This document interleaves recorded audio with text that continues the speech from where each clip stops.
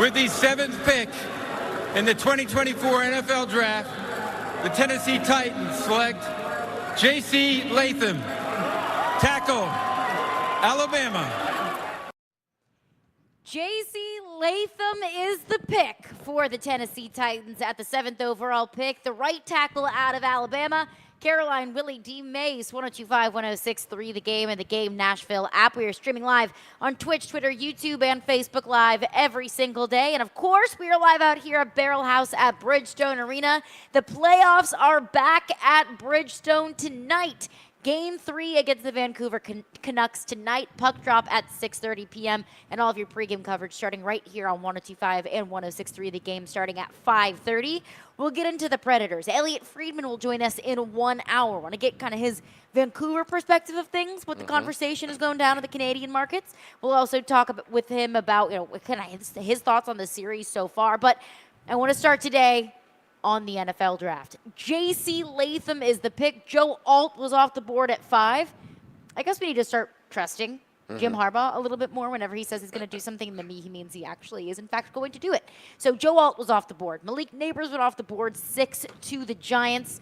I'll open it up to you, and of course, I'll open it up to our listeners. We are to your phones early and often today. Your reaction to the Titans pick, 615-737-1025 is the phone number. Willie D, D-Mace, J.C. Latham, what are our thoughts? I think it was a good pick. It wasn't the pick that many wanted, obviously. People were looking at Joe Alt. And listen, I didn't believe Jim Harbaugh that he was going to draft Joe Alt. I thought he was going to draft J.C. Latham at the right tackle because they have a left tackle. It didn't make any sense for him to take Joe Alt. But, I mean, listen, he sort of goes by the philosophy, it seems like, best player available. Take him, whichever position it is at, especially on the offensive line. Yeah, I got a left tackle, but I need another offensive lineman, so I'm going to get me a tackle that can play both left and right. Now, we're going to see where does ultimately ends up. I think you end up at the left and then put Slater on the right. And we'll see how that goes, But you gotta believe now. You gotta believe when Jim Harbaugh says something. You gotta believe it because he took the tackle he has been talking about the whole time. And I think the Titans, maybe they had J.C. Latham as their number 1 tackle on the board. Maybe they did. Maybe they didn't. But I know people are upset that they didn't trade back. Again, if you have no trade partners or if people are not willing to give you what you believe that slot is worth, you're not going to move off of it. And you're going to take the guy that you feel fits best with your team. And they took J.C. Latham. And if you trust Bill Callahan, he'll get this guy ready to play either the left tackle or the right tackle position, but he will be playing tackle. I was surprised it was Latham just because, with all the talk that we had, we didn't really discuss him in depth until yesterday, and we did bring him up a lot yesterday. And I tried to go back, and I'm thinking, what's the reason why we haven't talked about this guy more? And I think it was simply because he has played right tackle at Alabama and not left tackle. I think we focused a lot on the guys that have played left tackle. And look, I have to say, I was wrong. I did not think Alt wouldn't be there at 7. I was surprised that Jim Harbaugh, we played that clip several times. I was like, that was a long time ago. That's a smoke screen. He's just talking in generalities. They have a left tackle. He got me. He fooled me. He took Alt. So I did not think that was going to be the move. But Alt wasn't there. And so the next thing that I think we all thought was, okay, now can they trade down and still get players that they have rated about the same? And I can only assume that they tried and couldn't do it. There were some trades made, but no big ones, right? I think we were surprised that there weren't 1 or 2 teams that made a bold move in the first round. All of the trades, correct me if I'm wrong, that were just slide up a slot or 2. Like right? the Vikings swapped literally with one the Jets spot from 11 to 10. Yeah. That was it. And then late in the first round, I think there was another one. Carolina flipped with Carolina. Baltimore flipped with who? KC flipped with Buffalo, right? Kansas City flipped with Buffalo, and then Buffalo traded out of the 32nd overall pick with Carolina. So, I mean, again, involving just 1 or 2 spots in the draft. And I said yesterday, I thought there were going to be 3 trades in the top 10. I thought it was going to be madness. So you can't you have to have a partner to trade, like you said, D-Mace. So I can only assume that they looked at it and came back to the same conclusion.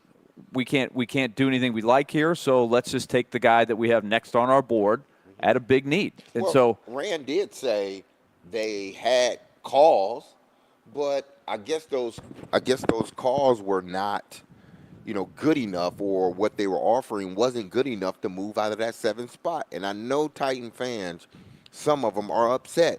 But you can't move off of a spot just to be moving off of a spot, people. Right. You got to feel that you're getting something in return, enough in return that is going to make me move off that 7th spot.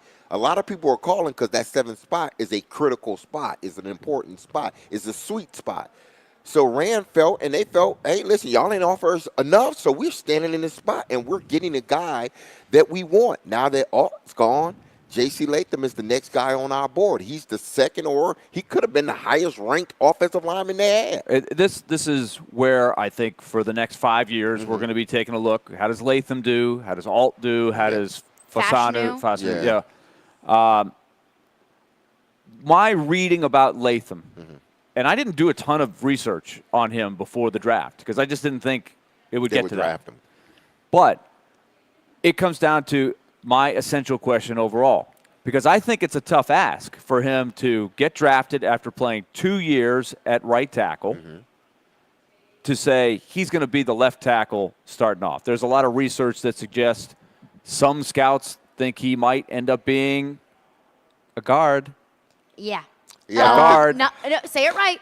A guard. A guard. I don't think guard. You have to say it like a pirate. I don't think he's going to I don't think they're going to push him to guard. But this is the other part, that he is the best athletic, physical specimen. And you have arguably a guy you think is the best offensive line guru, right? So he likes his personality.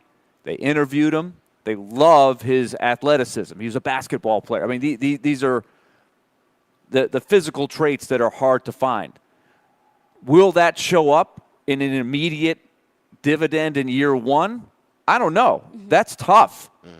That is very tough. But if he becomes a great player over time, they're going to look really smart for making this pick. But he does not appear to be a automatic, just plug him in there like we heard about all throughout these last few months. He's ready to go. Just put him in there. He plays left tackle. His dad was a great player. Just put him in there. He's ready to go day one. I'm not sure this guy is going to be that. Because he's going to be a plug and play. Is he? It's just going to be where. He's to learn a new position. He's going to play. But I'm saying he's going to play. Yeah. But how long will it take him to get? He's also young, which is another thing that I kind of like in the long term. It's a bold move by the scouts. He's not 23 or 24 like some players in the draft pool, right? He's still developing, right? He's still got a lot to learn. Nick Saban, I thought, was really, really good on the coverage last night for the entire round. I really enjoyed just watching listening to his insights. He had stuff on all these guys, even the guys from Toledo and stuff. He had his homework on all these guys, and he had done it before he was hired by ESPN. So what did he say about this kid? He said this guy on day one could be a road grader. This guy was ready to come in strong as a run blocker. As a pass blocker, had to work with him, and he's still getting better at that. He's still got some work to do. And that, I know, had people cringing, going, wait a minute, I thought this was the guy that we had to plug in there. But he really feels like he'll get there. But he's only 21. So day one, I'm concerned. But will he get there over time? That's the real question, I think, with this. He went into college. They recruited him as a left tackle. He told the story. They recruited him as the left tackle. He only played, I think, 2 years of high school football and was rated the best left tackle in the country. Yeah, 5-star guy. Exactly. So they brought him to Alabama, but they had an All-American at left tackle. Right. So he was like, I'll just play right tackle just to get on the field. but they just left him at right tackle. So he's played right tackle for the last 2 years. He's been groomed to play left tackle. I think it's going to be, I'm not going to say easy, but I don't think it's going to be as difficult as what we are portraying it to be. This is a guy that was a left tackle, and I know high school is a lot different, but he was a left tackle, which means he went to all these camps, IMG, which they groom these guys to be specific, positions. So they groomed him to be a left tackle, goes to Alabama, switches to right tackle, plays well, obviously, get drafted in the 7th round. That's a plus for me because this guy can move from one side to the other seamless. He's going to be a road grader. I don't know that. That's something that Trevor talked about. Trevor said yesterday, he's going to be a damn good run blocker. He does have to work on his pass sets. But like Willie said, he's young enough. You put him with Bill Callahan. Bill Callahan obviously loves him. That's his favorite guy. So you put him to the left, allow him to work at that position. He's going to catch on faster than what I think we truly believe. Because he does, I think he's a natural left guard, but played right guard, excelled at it. But he can go back to the left side as well. Guard or tackle? He's not a guard. Careful tackle. with the G word. Tackle. Don't I don't say think he's a guard. the G word. I mean, could he possibly play guard? I'm sure if you threw him in there, he could probably play it. But I think he's naturally a tackle. Here's my thing. I've heard a lot of varying evaluation about J.C. Latham. I've heard great things. I've heard a lot of questions. Yesterday and throughout the week, I have reiterated the one thing that I'm really, because there were a lot of things that I could have been cool with, like the Titans stepping away with a receiver or a tackle, even a defensive player. The one thing that I didn't want the Titans to do was to stick and pick with the 7th overall pick and draft a player that I still have questions about. Because I think if you're picking 7th overall, you need a player that is, as close to a sure thing as possible. And I know it's the NFL draft, and we're going to have questions. And there's no such thing as a sure thing. And we don't know what's going to pan out with a lot of these players. But I feel like the Giants are stepping away from the first round feeling like, okay, like we feel really good about our pick. But I'm stepping away with the Titans pick, and I'm still asking, can he play left tackle? And I didn't want to step away from the first round with that question. I didn't want to step away from the 7th overall pick with that question. I wanted a little bit more definitiveness. I wanted more answers. So I don't necessarily have a problem with the player because we've seen he can be a solid player, and I'll take Bill Callahan's word for it. There's a reason why he's known as the best offensive line coach in the National Football League. It's not just for his coaching ability. It's also for his ability to evaluate talent. So I'm willing to give the Bill Callahan benefit of the doubt. I don't necessarily have a problem with the player. I have a problem with where they took him. And you can say, well, Caroline, you have to have a partner to trade back. Totally. And if the Titans picked up the phone and they had conversations with maybe some quarterback needy teams at 11, 12, 13, 14, and the return offer just wasn't what they wanted, then fine. I have no problem with you not taking an offer that you love just to move out of the 7th overall pick. I don't have a problem with that. You need a partner. But then I'll go back to, okay, well, are you getting the 6th, the 7th, or 8th, or even 9th best player in this year's draft with the 7th overall pick? Because if you can't trade back and you need to stick at 7, are you really truly being true to your board, or are you just taking the best player available at the number 1 position of need?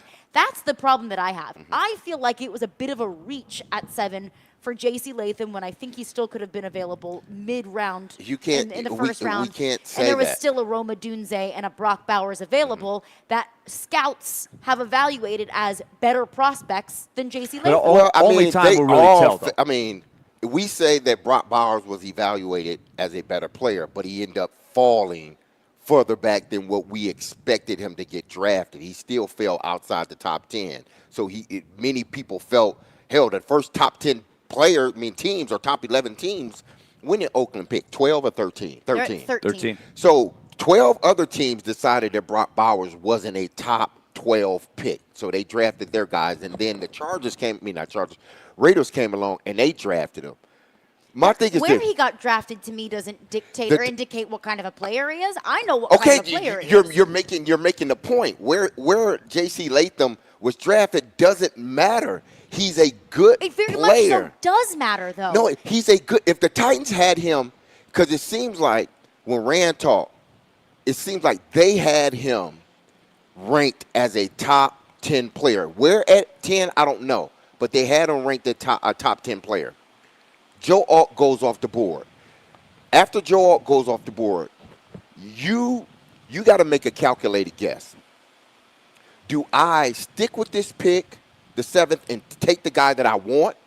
Or do I move back and take a chance? Because after that, there was a run on tackles. Yeah. So you got to we got to look at it from this standpoint. Yes, they could have moved back, but how many teams were going to draft a tackle? Somebody probably had J.C. Latham ranked higher on their board and was hoping that the Titans would pass on him. The Titans had J.C. Latham ranked high on their board, and when he fell to him, they were like, great, let's take him. He's our guy. We're not going to waste any time. We're not going to move back because there are teams, and it showed, that took tackles. If we try to wait, we lose our guy, and now we're forced to move out of our spot and take a swap that doesn't benefit us in regards to picks and stuff like that. And you're not going to do anything that doesn't benefit you. Yeah, so this is.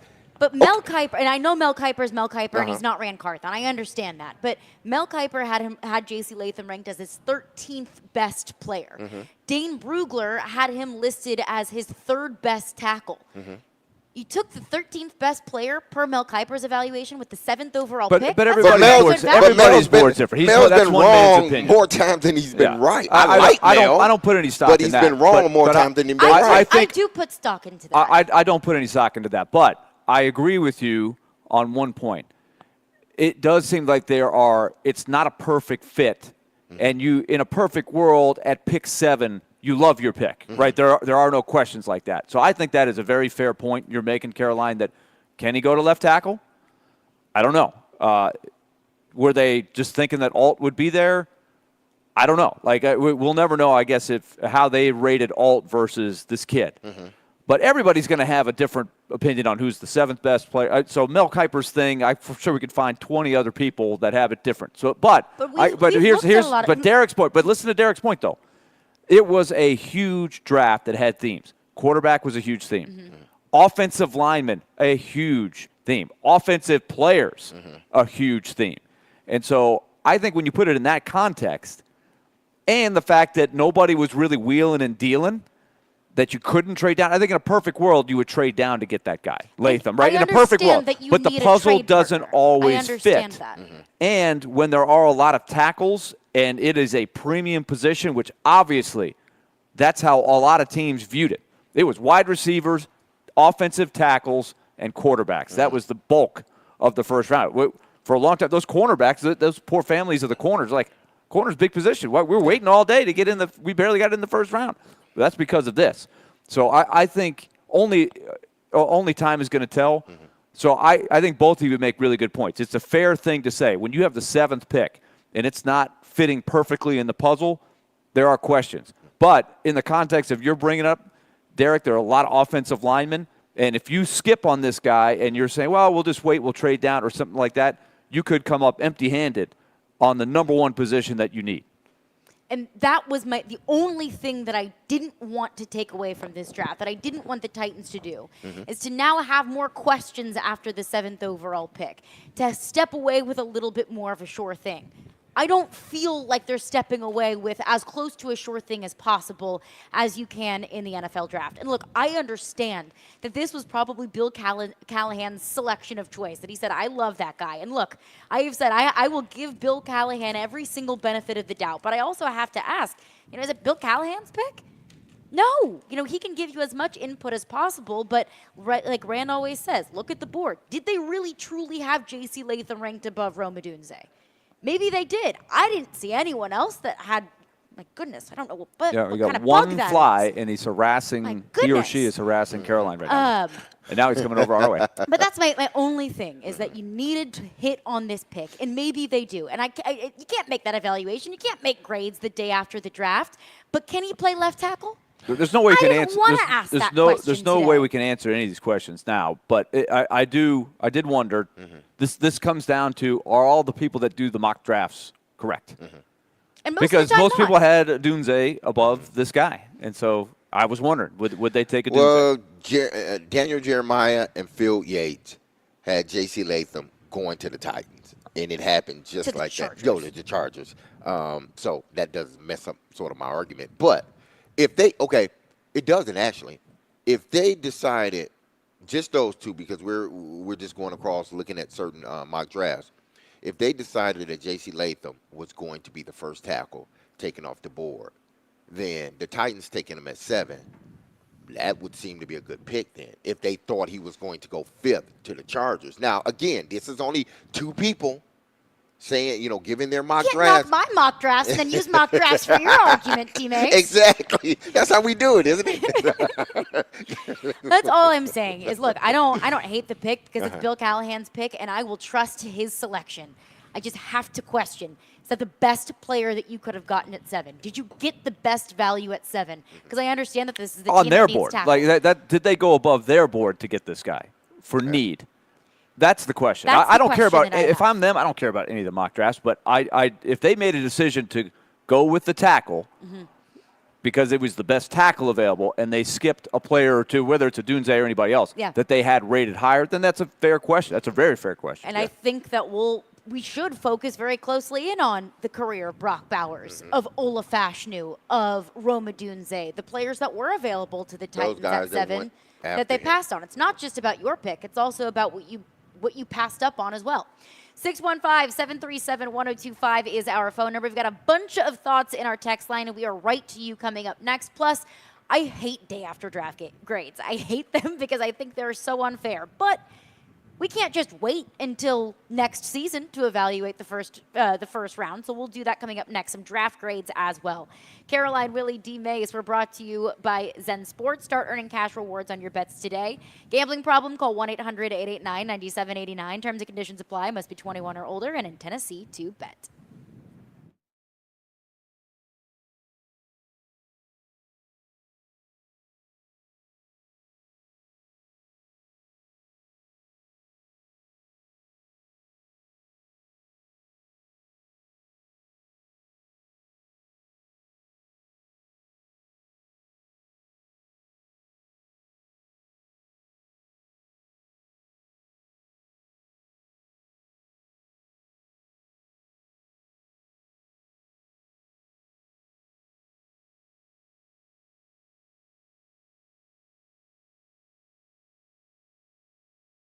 Hey, this is Derek Mason. Happy Friday, everyone. I know you are excited about the draft, but I need to tell you about my good friends at Cool Springs MD and Dr. Lodge and his staff. And I've been talking about them for some time now, as you know. I've shared how they help with imbalanced hormones and how they offer a comprehensive weight loss program that addresses the root cause of weight gain, people. But now I want to tell you about a new laser they offered called Empowered Laser. With this laser, and I can tell you about this laser because I have used it, okay, and I will continue to use it. Dr. Lodge at Cool Springs MD can help you turn back the clock and take control of your body. Now, this laser is for multiple uses. It's not just for your abs or for your thighs, it's for multiple uses. And I'm going to tell you, learn about the amazing new laser and how it stimulates your Kegels, women, in 20 minutes. The only laser indicated for mixed urinary stress incontinence. And hear about the tone feature. See, this is what I use it for. The tone feature, a muscle stimulator that increases muscle production and toning in your stomach, thighs, love handles, arms, and more. Dr. Lodge and his team are ready to help you turn back the clock and take control of your body with the new Empowered Laser at Cool Springs MD. So make an appointment, and you can do that by visiting CoolSpringsMD.com today.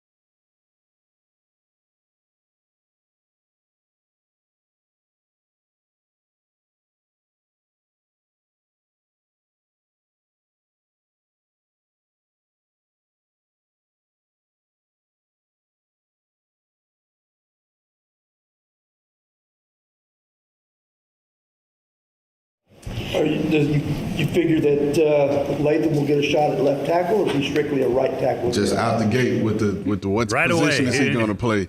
Yes, we're going to start him at left tackle. He's played right tackle at Bama. I know he's practiced at left tackle. He's taken reps there, so it's not foreign to him. But yeah, he's going to start off at left for us.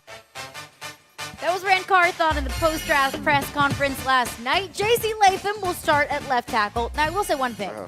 I'm glad that Rand Carthon said, we're going to start him at left tackle.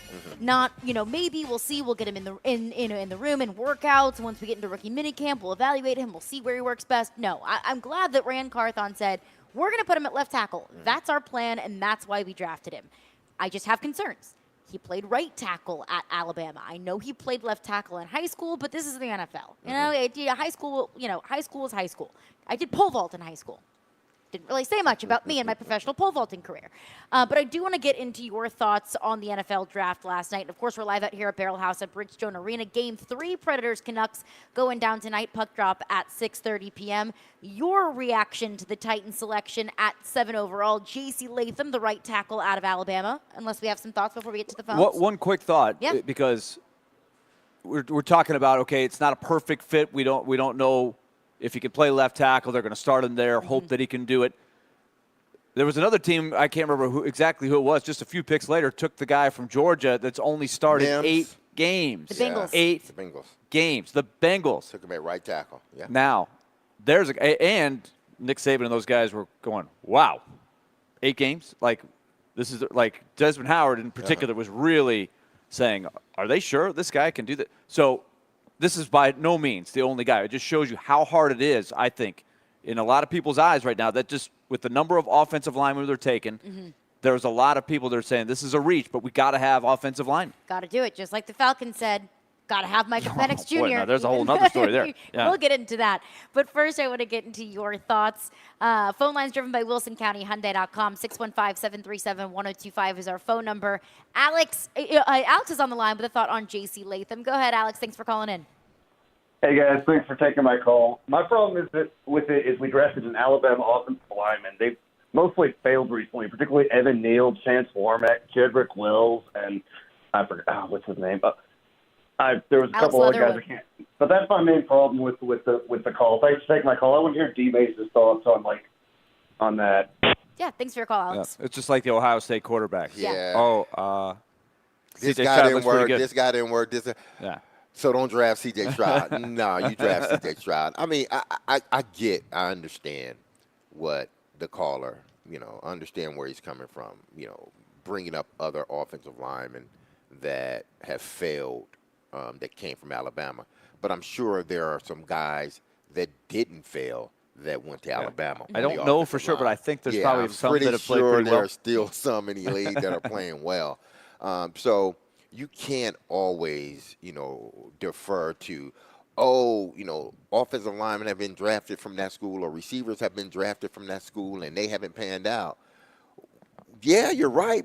But that doesn't mean it qualifies for this player as well. This player could be different. That coaching scheme could have been different. The offensive coordinator could have been different, which it is different in Alabama from what it was when they drafted those players to who it is now when they drafted J.C. Latham. So I get fans bringing that up, but, I mean, if we're going to operate from that prism, then you wouldn't draft nobody. You really wouldn't because there's been bust across the board with every university out there.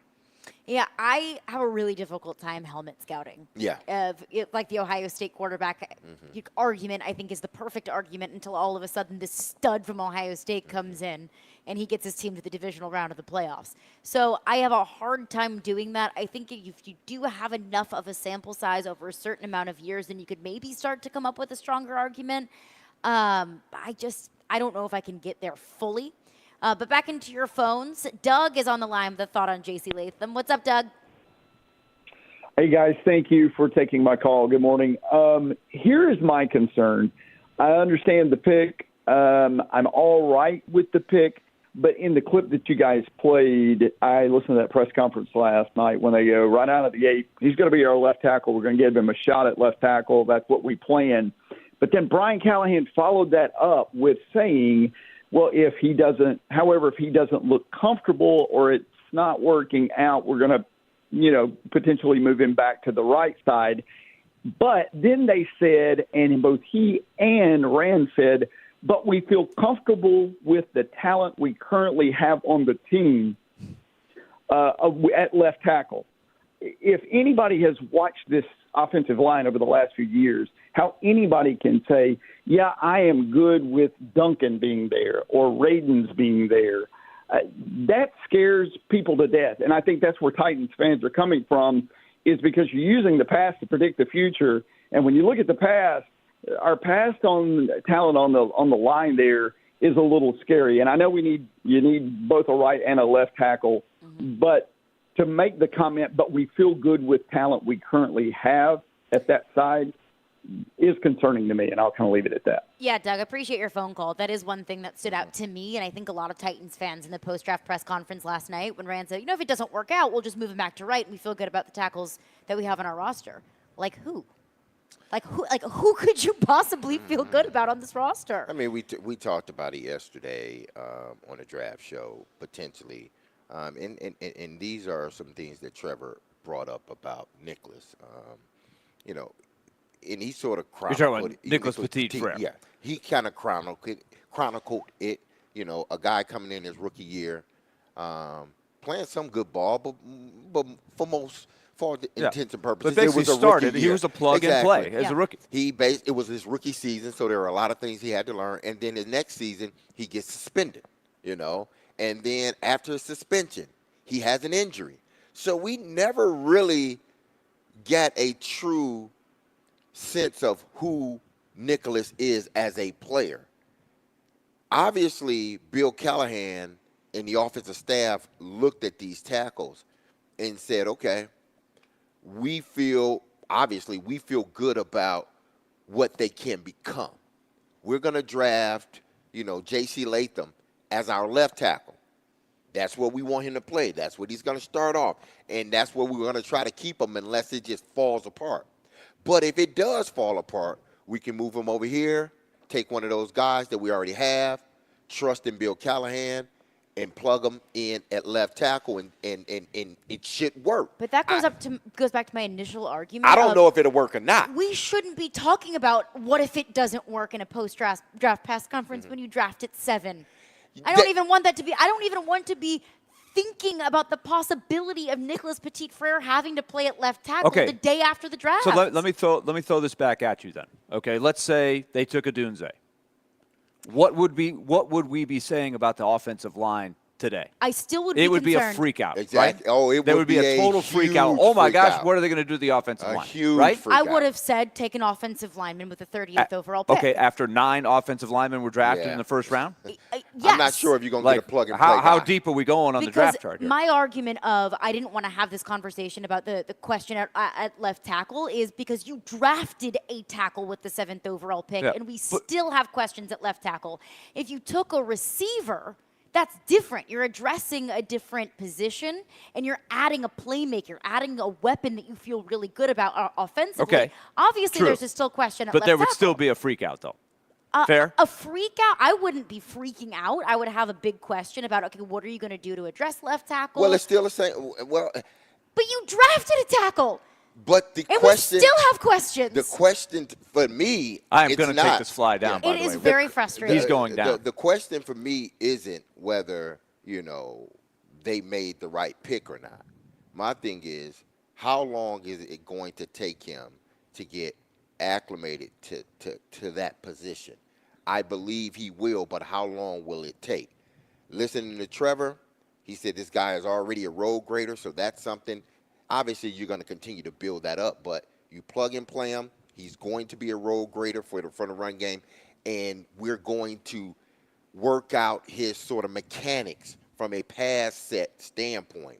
Trevor talked about it a lot, where he just, kick step back, straight back, and not at an angle. Well, those are things that we can work on. Those are things that are fixable things. He has the agility. He's light on his feet. This guy can move being such a big man. He's powerful. And the one thing that I think really brought it home for Bill Callahan is that he's nasty. He's nasty, and he wants to set a tone. They need one of those guys on the offensive line. They haven't had one of those guys since Ben Jones and Taylor Lewan left. They need one of those guys. They got Cushionberry. Now they need one at tackle. You get your tackle to be nasty. If Latham continues to be nasty the way he was in Alabama, they're going to get exactly what they thought they were going to get. A physical, nasty guy that Bill Callahan is going to work out the footwork for the left side. That's what he got to work with. Everything else is in place. Guy's an exceptional athlete to be that big. We just got to work on his footwork, kicking out. I'm only telling you what Trevor said. Yeah. Trevor said he came, he was taught just to come back, straight back. He would get beat on the end. He's going to be taught to come at angles now, set at angles. He said he's good with the punch. He has massive hands, long arms. He sets well. To me, this is a good pick, but it's up to Bill Callahan because this is Bill's guy. It's up to Bill Callahan to make sure he becomes, an elite player or damn near close to it. Back to your phones on this coming up next. Caroline, Willy, D-Mace. We are broadcasting from the Busy Bee Plumbing, Heating, and Air Conditioning Game Nashville studios, home of the $99 yearly Beehive membership, where the buzz is always about great service.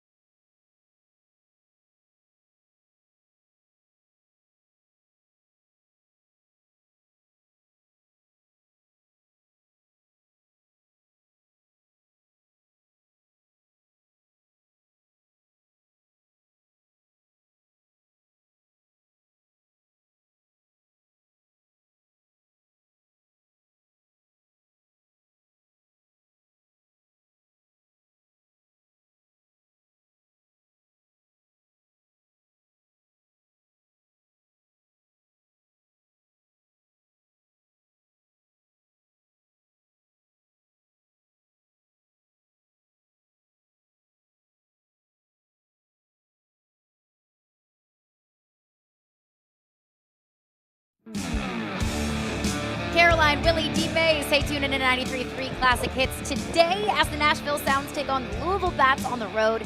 Pre-game at 6 p.m., first pitch at 6:15, with coverage also available on 93.3 Classic Hits app and at 93.3classichits.com. Sounds baseball at 93.3 Classic Hits, presented by Twin Peaks, Family Leisure, and Busy Bee Plumbing, Heating, and Air Conditioning. We are live out here at Barrel House at Bridgestone Arena. Preds Game 3 against the Canucks tonight, but we are right into your phones and your reaction.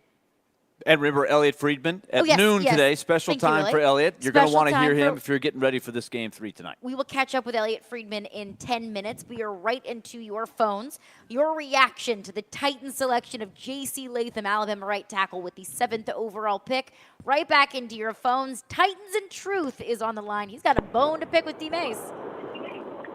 Yes, I do. Good afternoon, everybody. Caroline, Willy, D-Mace.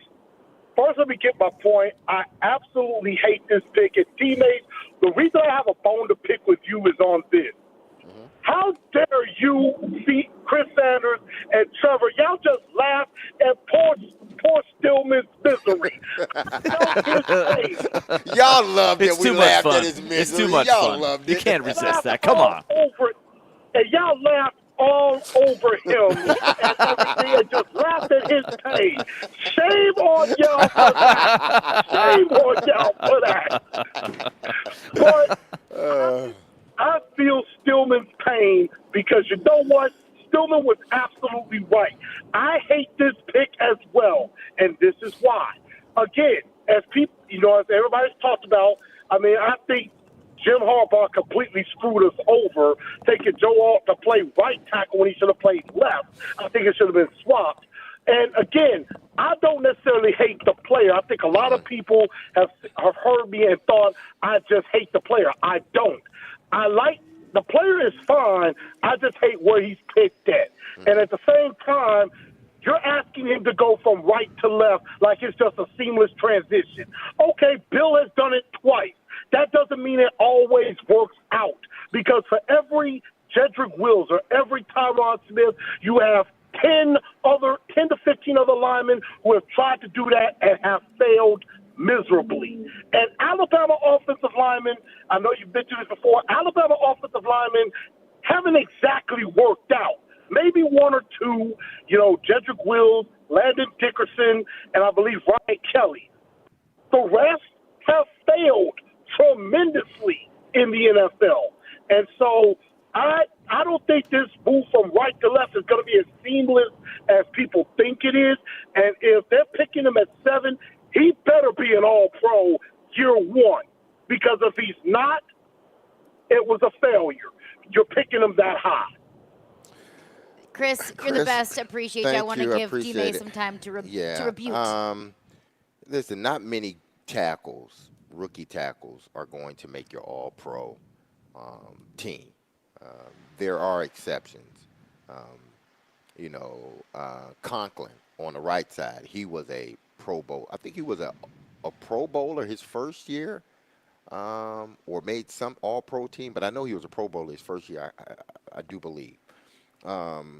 So, if that's your requirement, then, he may fall short of that, but not because of his ability to play the position. But I think there are so many other good tackles out there that if you come in as a rookie and make all-pro, that means you were dominating. You were dominating more than Joe Alt would have dominated. I hope he does become an all-pro his first year.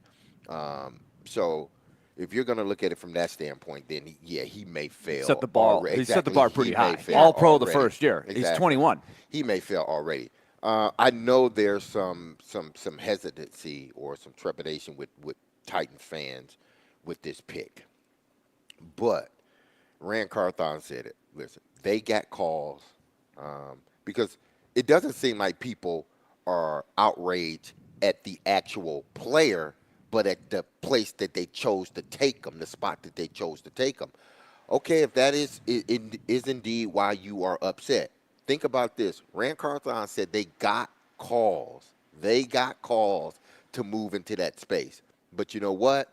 Those calls were not good enough for the Tennessee Titans. And if they're not good enough for Tennessee Titans, don't make the move, because had they moved out of that spot just for any old thing, we would have saw him like, you gave up the 7 for that, and you didn't get a tackle when you moved out of the 7th pick, when you could have got a tackle. Your asking price is your asking price. I'm with you on that. Exactly. That That's all I'm saying. If you didn't get the right return that you wanted to gotta trade back, then you don't. you draft the guy that you feel on your board. You can't board watch with everybody else. On your board, where do you have this guy?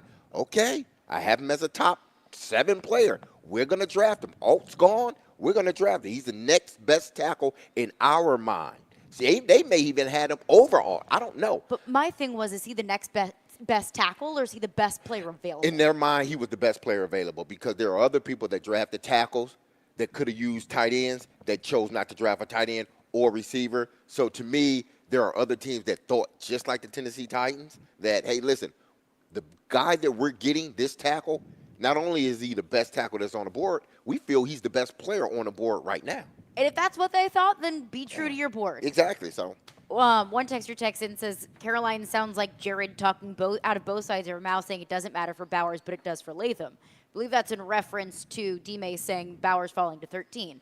I feel like I'm being pretty consistent in that Brock Bowers going to 13 doesn't change my mind about him being an elite top 10 player in this year's draft. Just like the Titans taking J.C. Latham at 7 doesn't change my mind about how I don't think that he's a top 7 player in this year's draft.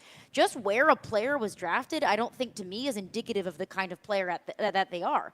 That's the entire crux of my issue with the Titans taking J.C. Latham. It's not the Titans taking J.C. Latham, it's the Titans taking J.C. Latham at 7. Did you get a top 7, 8, 9 player in this year's draft? If you think so, then that was your choice.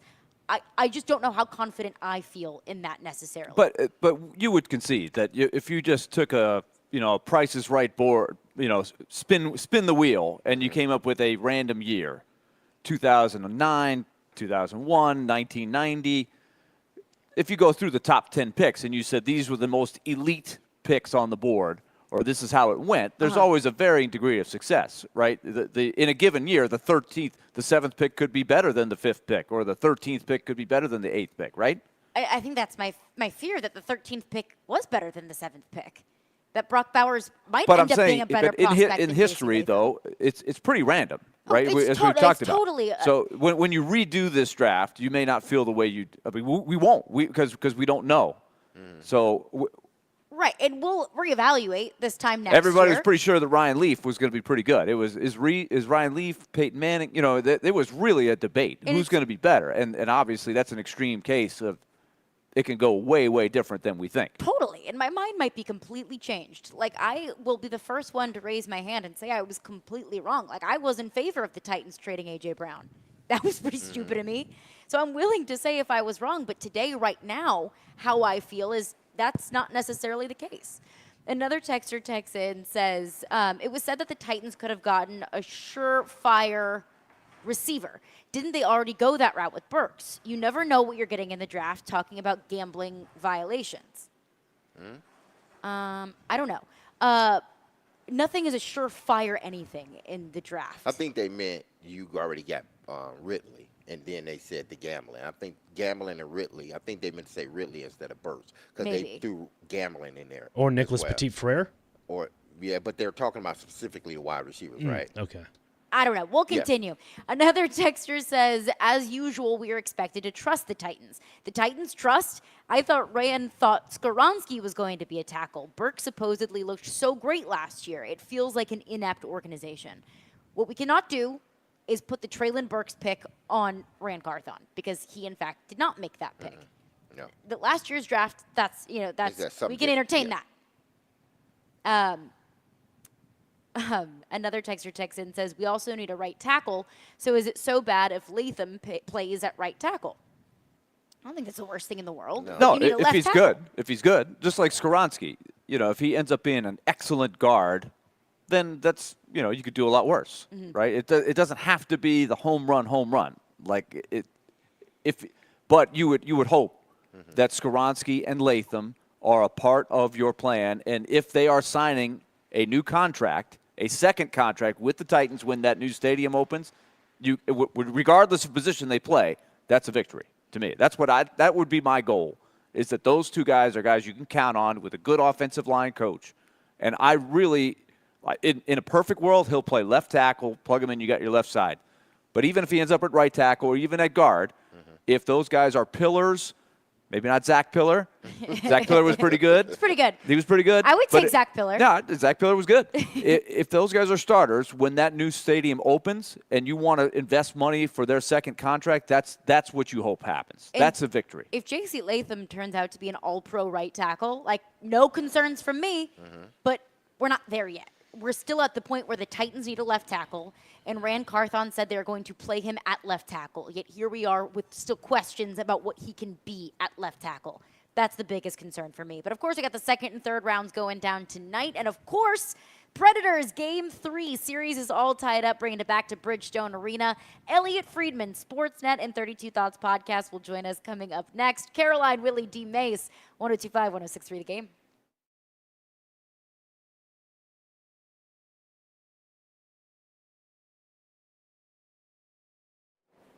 Okay, Elliot Friedman coming up next. We'll talk Predators Canucks Game 3. This is going to be good stuff. It's going to be rocking tonight. Let's tell you about F&M Bank. Take It to the Bank is our segment every Friday at 1:45. It's a lot of fun. We break it down and make fun predictions for the weekend.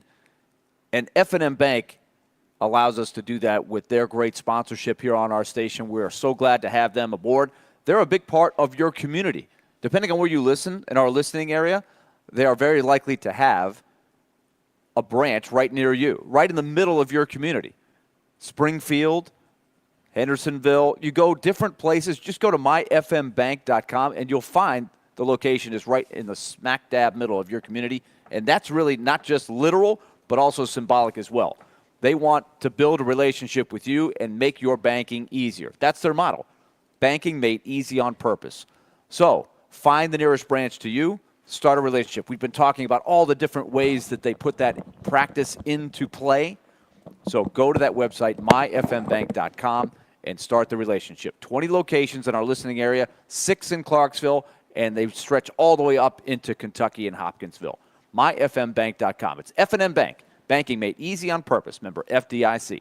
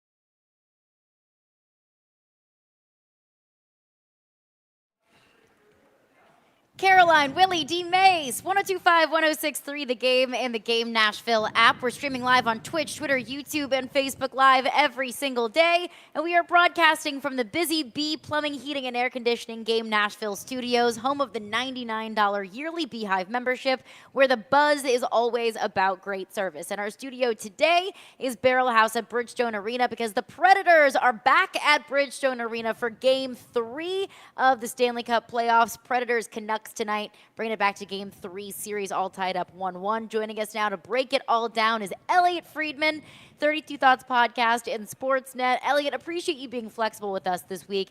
Nick told me at the break that you are fired up today. I am. First of all, I heard that Tim McGraw had the Stanley Cup on stage last night somewhere in Nashville, so that's exciting. Good omen. And, you know, Game 3, this series, really good series. It's exactly as we expected. Vancouver, Nashville, and I'm broadcasting tonight up here, and I always love watching games when they're in Nashville. Of course, I prefer to be there in person, but it's a great place to watch hockey, so I'm looking forward to tonight. It's an absolute blast, and you brought it up, and I'll continue the conversation, just overall impressions of the series so far and your takeaways from the first two games. Well, Game 1, obviously, Vancouver, I thought looked really good. And Game 2, I wouldn't have, like a team with Ryan O'Reilly and Ryan McDonough and Roman Josi and Philip Forsberg, I wouldn't have expected anything different than what we saw in Game 2. And that was a team that knew it had to be desperate. It absolutely had to be desperate. You never want, if you're going to win this series, you have to win a game on the road. You have to. I mean, I'm not a math genius by any stretch, but I can figure that out. And you guys had to be desperate. You had to do anything to win, and you did. It was a really courageous performance in terms of, putting your bodies on the line, playing the right kind of defense. Saros, who had one he really probably thought stunk in game number 1, was very good. You guys counterpunched as you needed to do. And, I think a lot of the heat up on here is on Vancouver's number 40, Pettersson. He's a great player. He's been on a streak where he hasn't produced going back to the regular season. And the other night he looked really tentative, uncertain, and nervous. And I think they've tried to spend the last couple of days to get him back to, hey, there's nothing wrong with being aggressive. There's nothing wrong with taking control of a game. There's nothing wrong with dominating. He has it in him, and I expect to see a much more aggressive number 40 tonight, which will be a challenge for you guys. I think Pettersson is a massive storyline here, especially coming off of that Game 2 performance. But you initially had the report that Thatcher Demko was injured and would be day-to-day, questionable for the rest of the playoffs. We recently saw reports coming down just about an hour or so ago that Thatcher Demko is projected to be out for the rest of the playoffs. How massive of a turning point is that in this series? Well, I just think, first of all, at this time of year, Carolyn, injury reporting in the NHL is particularly crazy. It's a really hard thing to do. This league is the most secretive by far when it comes to injuries around this time of the year. So it's a bit of I don't know if I want to call it a guessing game, but you tend to hear a lot of conflicting information. And I was surprised when I heard that last night, because I was under the impression that they were actually a little more optimistic yesterday about his timeline. Now, I don't think he will play against Nashville. Even if this series goes 7 games, I'm not expecting him to play against the Predators. If the Canucks win the series, I think it's possible we could see him later next round, maybe. But you guys aren't going to see him. And it's a big deal. Before the series started last week, we talked about how Vancouver had a goalie in Thatcher Demko who could look UC Saros in the eye and say, I'm one of the few goalies in the league who can, A, battle you to a standstill, and B, possibly beat you. And, while Casey DeSmith is a solid goalie, he's not Demko. So that does change the series in a very big way. But the NHL playoffs are littered with goaltenders who became unexpected heroes, and there's no reason the Smith can't be that guy. We're talking with Elliot Friedman, 32 Thoughts Podcast. Now, Elliot, this team the Nashville Predators. Can they continue to, because the first game it seemed like they got bullied some. You know, guys were being hit left and right. The second game, it seemed like the Predators came out prepared for it. They even did some more of the hitting. Even Novak, a smaller guy, got into the mix. Can they sustain this throughout the series? You have to, Derek. It's non-negotiable. And, Derek, I really believe toughness is not necessarily just about hitting. I think toughness at this time of year, Derek, is about the puck is right there. There's a Predator going for it, and there's a Canuck going for it. Who's getting that puck? And if you win that battle, that's tough. Maybe you don't throw the most physical hit. Maybe you just pull off a really slick move with your stick, or just use your body as a shield to win the battle. But that's what the playoffs is all about, Derek. Puck is there. Who's getting it? And it doesn't matter if you're a big guy or a small guy. It doesn't matter if you're a puck handler or a guy who doesn't carry the puck a lot. At playoff time, Derek, everybody has to win those battles. And teams, one of the things too, Derek, I really believe is teams keep track of that. They keep internal stats about who wins puck battles and who loses them. So even though Tommy Novak is not the biggest guy, he's got to win a battle just like Ryan McDonough's got to win a battle. It doesn't matter how big or small you are or what your role is. Toughness is coming out of like one-on-one battles with the puck. Now, what do you feel about Philip Forsberg play the first two games? Obviously, the second game was much better than the first game, but it still feels as if there's a lot of meat left on the bone for Philip Forsberg, because we know how great he was during the season. We know how great he has been for the Nashville Predators, but it seems like he started off a tad bit slow in this series. I would agree with that, and I think even more importantly, Derek, you would agree with that. There is more meat on the bone from him. I thought in game one, when I went back, and I can't rewatch all the games because it's just not possible to, but you go back and you pick some moments and you look at some things. I was really surprised at how quiet Yossi and Forsberg were in game one. They just didn't have a lot of shifts where they imposed their will. Yossi had a couple, but much less than we're used to and you're used to, and I would say the same for Forsberg. I thought much better in game number two, but I agree there's more there. I think, the one thing that really changes in the playoffs is, first of all, the regular season games between you guys and Vancouver are irrelevant because they all happened before the calendar flipped and you guys became a much different team. But also, a lot of times the regular season, you play a team on a back-to-back, 3 out of 4. Maybe your patience dips or you're not as focused as you should be. In the playoffs, that changes.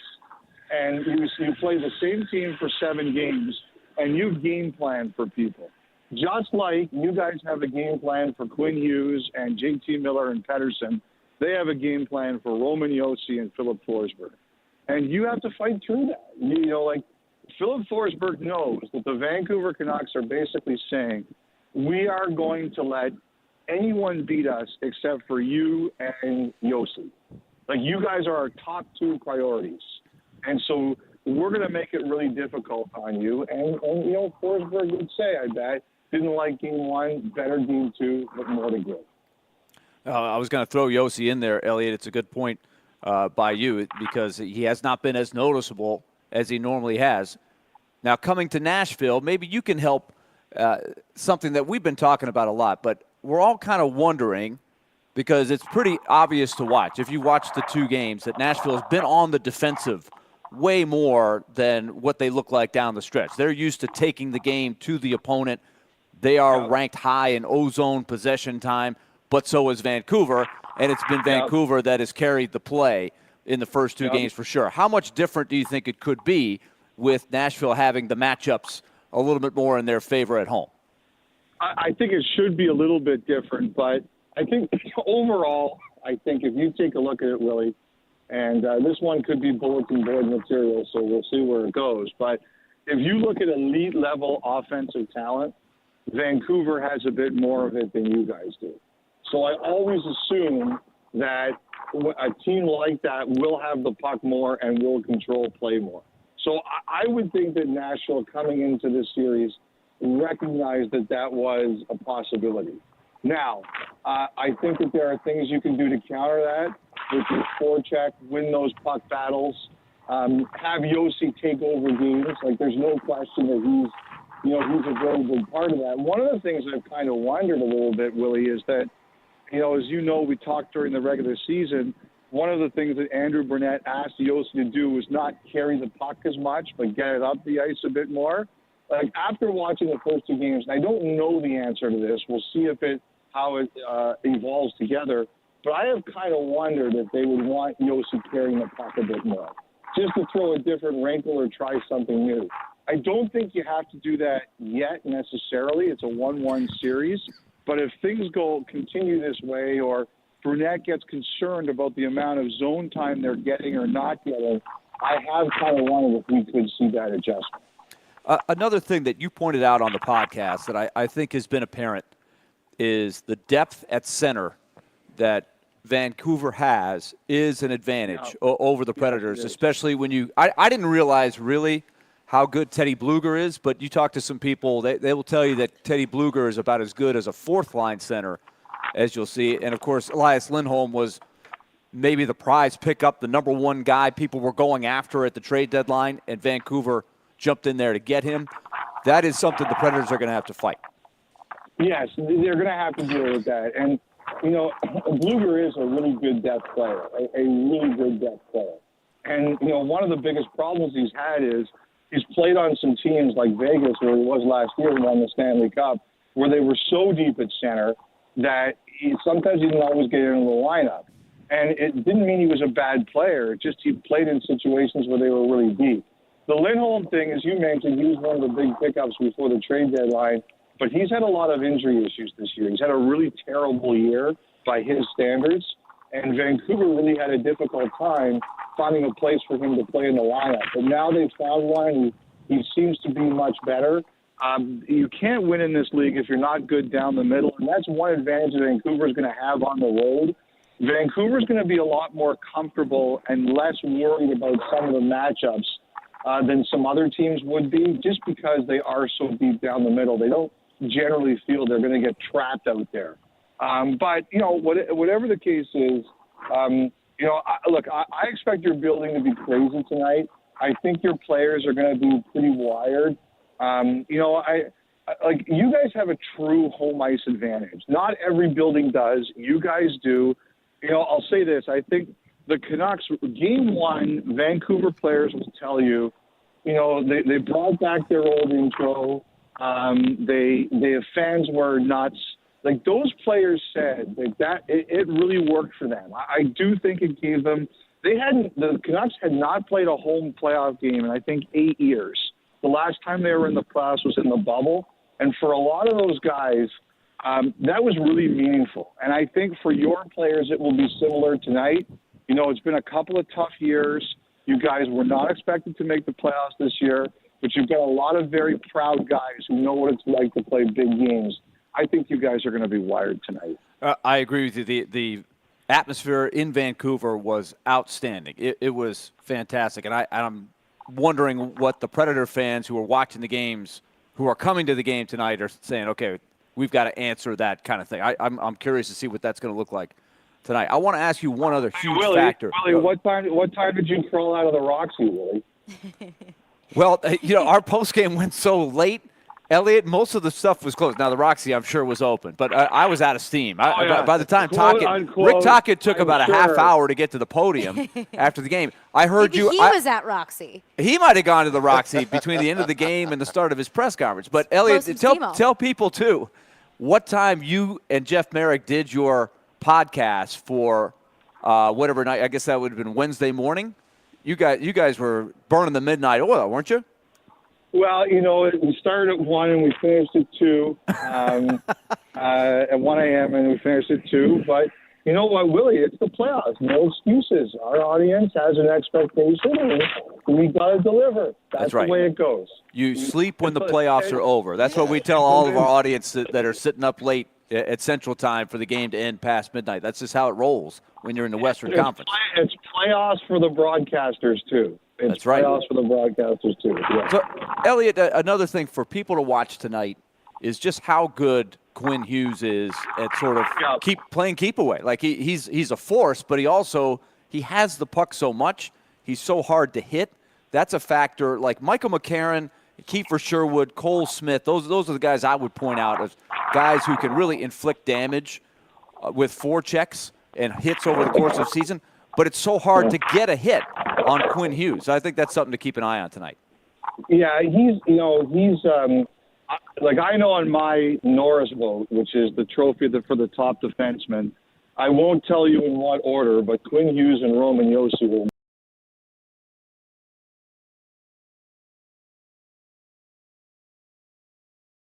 Demko versus Saros. Quinn Hughes is one of the few players in the NHL who can look Roman Josi in the eye and say, I can match you. There are not many. You can count them on one hand, but Quinn Hughes is one of those guys.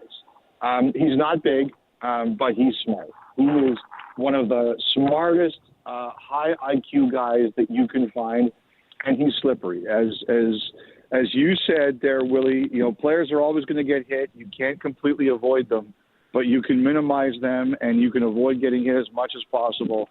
And he is as good as anyone in the league. But going back to game 2, he had a weird stumble that led to your first goal early in that game, the great tip-in goal. And, that was news up in Canada. People were looking at that, and they were like, wait a sec, we don't see Quinn Hughes ever do that. So that break that happened at the beginning of game 2 that helped give you guys the lead, hey, that happens. You make your own luck. But that is really, really rare, and it stood out for how weird it was to see that happen to Hughes.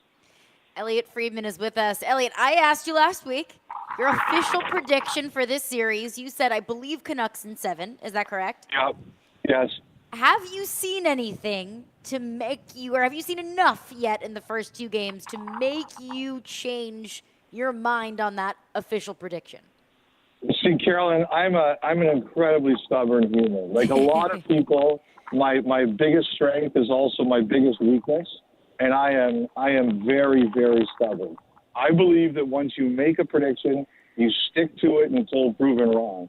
Obviously, the Demko injury is a major switch on this series, and I think a lot of people would back down and change their minds. But no, I am not like that. If I say something, I stick to something. I still go with Canucks in 7. I appreciate the commitment. Elliot Friedman, 32 Thoughts Podcast in Sportsnet. Elliot, thank you so much for joining us today. Always appreciate your insight. And we will sleep when the playoffs are over. I'll be watching tonight. I'll be jealous. Have a great time, Nashville. Appreciate it, Elliot. Have a good one. Elliot Friedman, 32 Thoughts Podcast and Sportsnet. Elliot didn't sound like he's gotten very little sleep over the last couple of weeks, but I'm sure he has gotten close to 0. It's incredible what they do up there. Sportsnet as a team, but him individually, the way they cover all the series, they have multiple TVs, places. They just love the game up there. It's a lot of fun. Like you have to ask to get the basketball game on. That's how it works up in Canada. Like can you put the and this is, remember, the Grizzlies used to be in Vancouver. Yeah. They had an NBA team. But when you go to the sports bar, it's hockey everywhere. Like, excuse me, can you put the Blue Jays on? The Blue Jays? Who are the Blue Jays? Can you, on that television can you put corner, the Lakers, right can you there, put the Lakers Nuggets game on? Game? Lakers Nuggets? Is that basketball? Oh, yes, that's basketball. Yeah, okay, we'll get this tiny one in the corner here on there for you. Then make you go watch it in the stall. The sweet little American wants to watch basketball. We'll put it on for the American. Just on one of the TVs. Is that okay? All right, one of the TVs. But these other 17 are going to be on the hockey, okay? We'll get back into some Game 3 preview. Predators Canucks going down tonight. 6:30 puck drop at Bridgestone Arena. But coming up next, we'll get into an NFL Draft edition of Ask D-Mace. So your reaction, your questions of what happened last night, what could happen tonight as rounds 2 and 3 go down tonight starting at 6 p.m.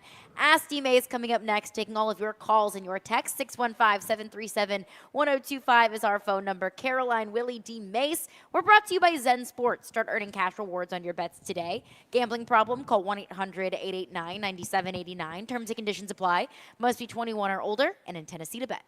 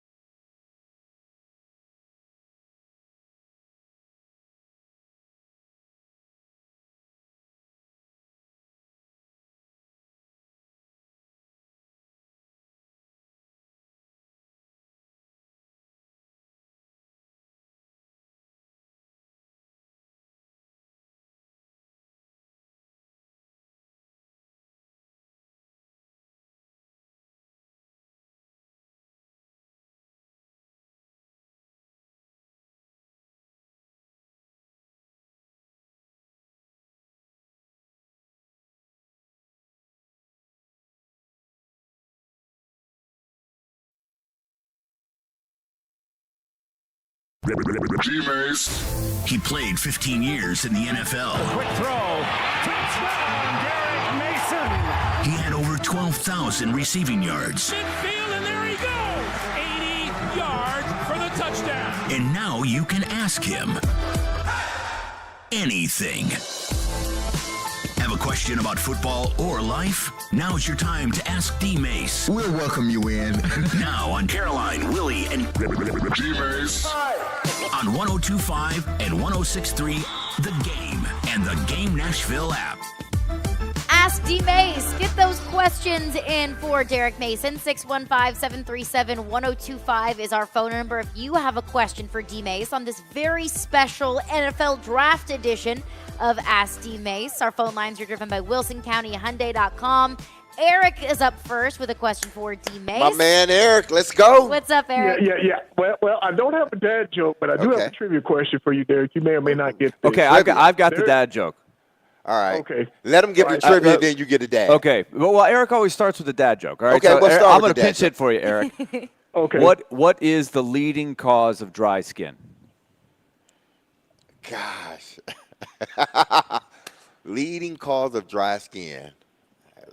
Lack of moisturizer, I guess. Towels. Willy! Gotta thank my neighbors for that one. That was an eye roll if there ever Oh, was. Bradley, man. if you're out there listening, I like that thank one. you for the joke. I like passed that on to one. me. See, that's a true dad joke. That's a Because good I one. laughed hard on that one. Oh, man. Well, Eric, you got to up your game up next week because Exactly. Willy is now dad joke king Work of the on that week. one, Eric. But what's your trivia question? Okay. My trivia question is this. There's been one team in the NFL that has drafted 3 quarterbacks in the first round that have all won the Super Bowl. Do you know what that team is that has drafted 3 quarterbacks in the first round and all 3 of them went on to win the Super Bowl? Green Bay, but that's 2. Favre and Rodgers. 3? Not the Cowboys. No. Gosh, 3. Who is it? Well, I'll give you a hint, but you still may not get it. All 3 quarterbacks did not win the Super Bowl with that team. They went on to another team and won the Super Bowl. Oh, okay. They went on to another team. The Rams? The Rams, no. No. Gosh, who? Yeah, give it to me. You give up? It is the Tampa Bay Buccaneers. Doug Williams, that's the first round, Steve and won it with Young. Washington. Steve Young, who went to, of course, USFL, and then won it with San Francisco, and Trent Dilfer, who went with the Baltimore Ravens. Oh, that's a good one. wow, that's a good one. That's a tough one. Yeah. Okay, so D-Mace, my ask D-Mace question is this. Of course, this is concerning the Titans and the draft of the linemen. I had no problem with it. I know a lot of people were saying they should have either traded out the first round or took a wide receiver or took the tight end, Brock Bowers. But here's the thing. What if, let's say, for instance, that the Giants did draft Malik Neighbors, that they had drafted the lineman that the Titans wanted. What do you think the Titans would have done then? Would they have drafted Malik Neighbors or the tight end or trade out the first round? What do you think would have happened if the Giants had drafted the lineman? Because I know they also needed some help on the offensive line. Just want to get your thoughts on that. Y'all take care, have a great weekend, and go Preds. We'll talk to you again soon. Thanks, Eric. Thank you, Eric. That's a good question. Had, the Giants drafted a left tackle, which would have been Latham, because Alt was already gone. Just, we assume if it was Latham, what would the Titans have done? Man, I think they might have traded out of that pick because I do believe, and I don't think we will know any different unless, people start running their mouth, and it seems like they're keeping things tight-knit there over at Titans facility. I have no problem with that. Exactly. So I don't know. Maybe J.C. Latham was their number 1 guy, no matter what. But we'll never know. They tell us he was, but we'll never know if he wasn't. And we brought this up yesterday before the draft. I asked you guys a question. If Joe Alt or Malik Neighbors is available at 7, do you stick and pick the player that's available or do you trade back? I said it would be an intriguing offer. Let's say if Minnesota offered 11 and 23 to move into 7, but also one of those players would be really, really tough to pass up. Yeah. Malik Neighbors would be one for me, that would be really tough to pass up. But also, we don't know what the trade market looks like. Yeah, we don't. We don't know what the compensation was or would have been to Rand Carthon, because he did say they got a bunch of calls, but obviously none of those calls materialized to anything that would get him out of that 7th pick. Adam in Portland is on the line with a question for D-Mace. Go ahead, Adam. Let's go, Adam. Hey, so here's my problem, and I have a problem today. Okay, you got a problem, Adam. Everybody's tripping, man. So all right. So you look back like just a few years ago, Jack Conklin's a right tackle. Uh-huh.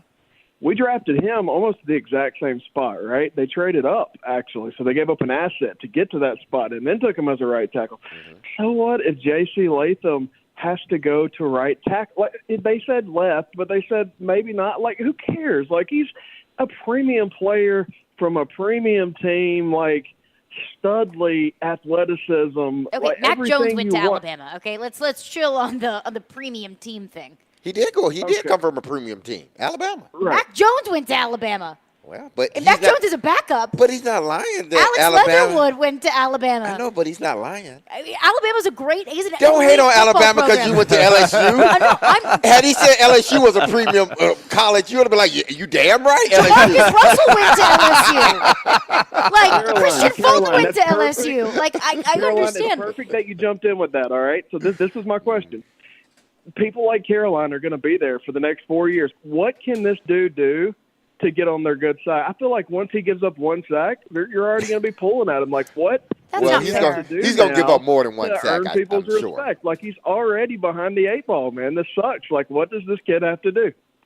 No, I mean, you're right. I think, and thanks for the call. We do appreciate it. Whether this is the way I look at it with J.C. Latham, and I understand people, I like the person, but not the spot. Mm-hmm. I understand, but we also got to look at the other side of it too.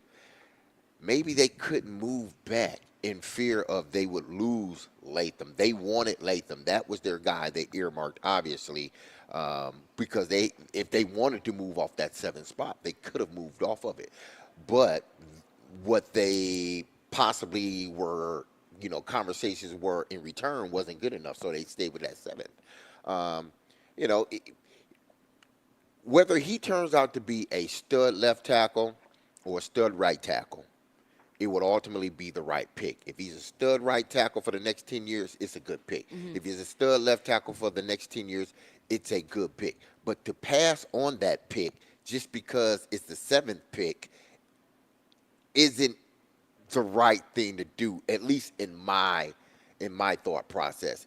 If that's who you have as your guy and you can't move off that spot, you take him. Now, maybe the Titans didn't want to move off of it. I don't know. Mm-hmm. But they felt that at the 7th spot, the guy they earmarked was there for them, or one of the 2 guys they earmarked. Let's just say they earmarked Alt, too, because obviously if J.C. Latham had went to the Chargers, I believe they would have took Alt. So they earmarked these 2 guys. Whichever guy goes first, we taking the next guy. They took Alt. We took J.C. Latham. They feel good about it. If he's a 10-year starter at right or left, it's a win. Yeah, I also don't think it's fair. I'll defend myself to say Caroline's going to hate him for the next 4 years. Like, no, I literally said so many times, I don't not like the player. It's just where they took him. Yeah. It's where they took him at 7. So it's like if J.C. Latham becomes, an all-pro wherever he plays, right side, left side, like, great, wonderful. That's I'm on board with it.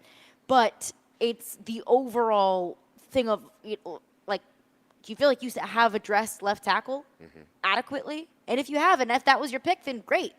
You also have to be okay with being wrong with that. Yeah.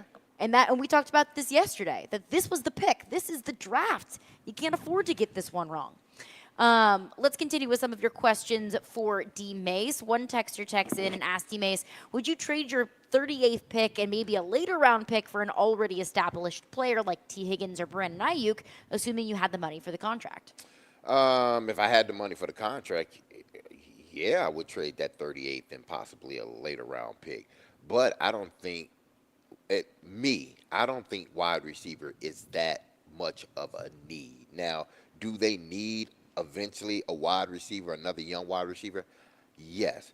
But to say they need to take them at the 38th pick where they're at, I don't think they need to take them. I don't think it's that critical for them to take them. I think they have their 2 wide receivers, Traylon, Phillips, Nick Westbrook-Akine.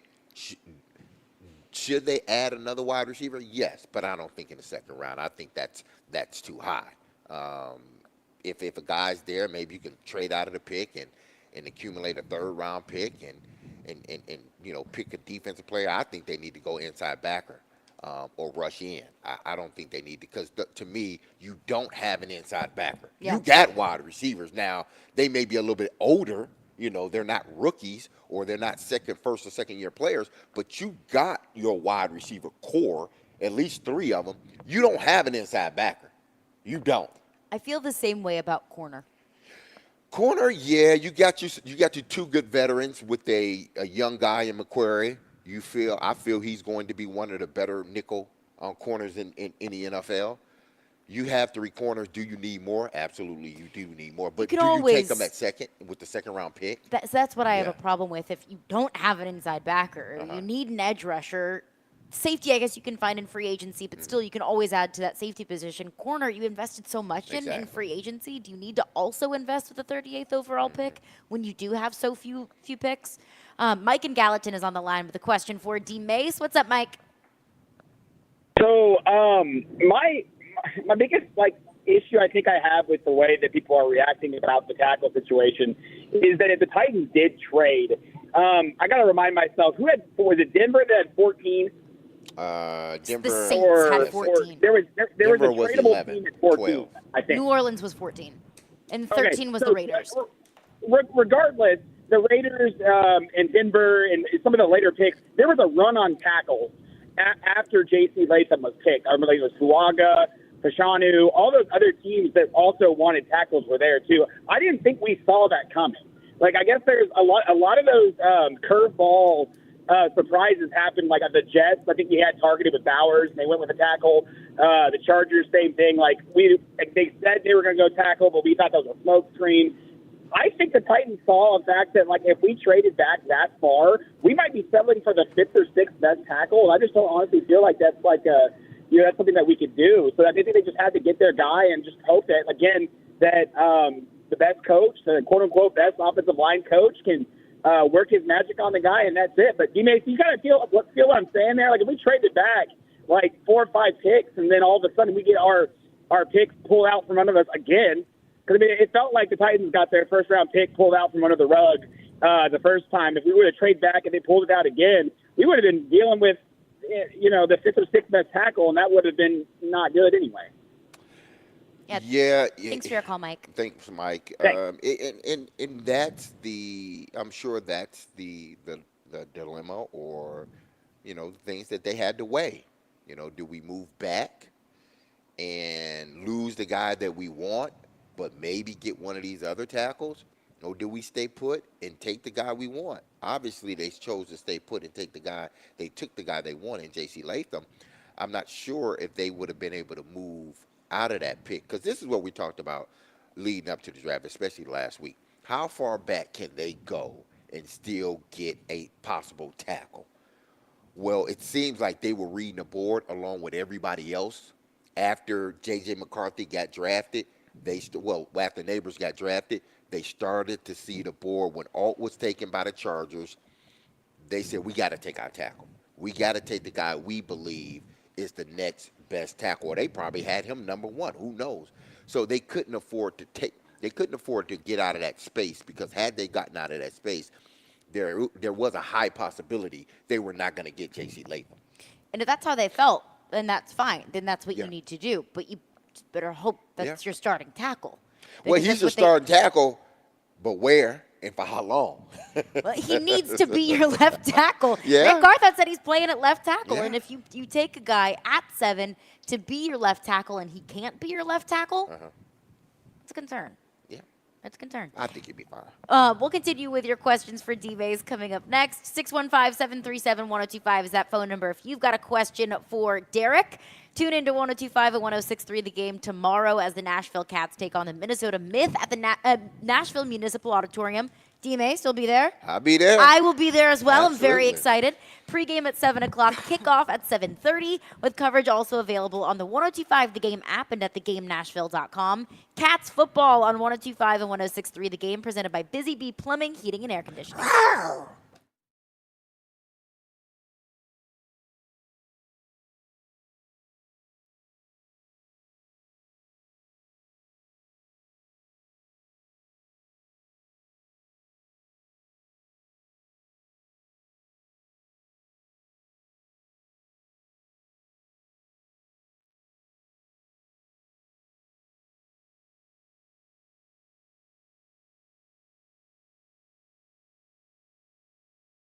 All right, let's tell you about Lead Company, proud sponsor of our Nashville Predators coverage. That will start tonight at 5:30 with Max Hers. And, of course, Pete Weber, Jay Moore on the call tonight for Game 3. All kinds of excitement, hoopla for the Stanley Cup playoffs. And Lead Company will be there along the way. If you're coming down to Smashville, make sure you give yourself a little extra time. It's an early start time at 6:30. So prepare by leaving a little bit earlier because we want you in your seat for all of the festivities from the get-go, all of the stuff. You're going to want to see it, the national anthem, all of that stuff. It's going to be special, so be here early so you're ready to go. As D-Mace likes to say, if you're not early, you're late. Now, Lead Company, they get you covered with your house. Now, you might be sitting there, I got to take care of a couple things before I get to the game tonight because there's a maintenance problem. Well, problem solved. Go to leadcompany.com, make an online appointment, or just call 615-567-1000, and you're covered. You are covered. They'll come out and they'll fix the problem at home or at work. So general maintenance, home or at work, Lead Company has you ready to go. Lead Company, proud sponsor Nashville Predators, 615-567-1000 or leadcompany.com.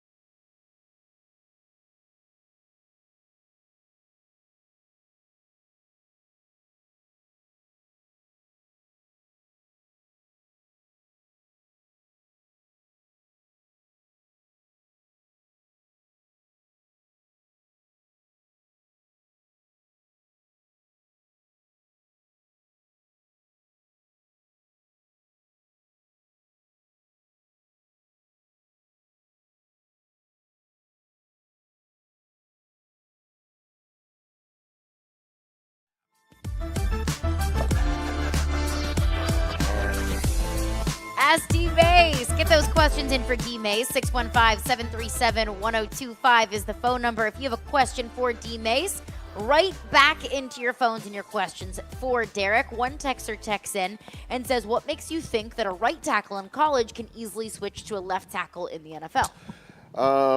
Listen, I'm not an expert at tackles. I'm going by what Trevor Maddich was talking yesterday.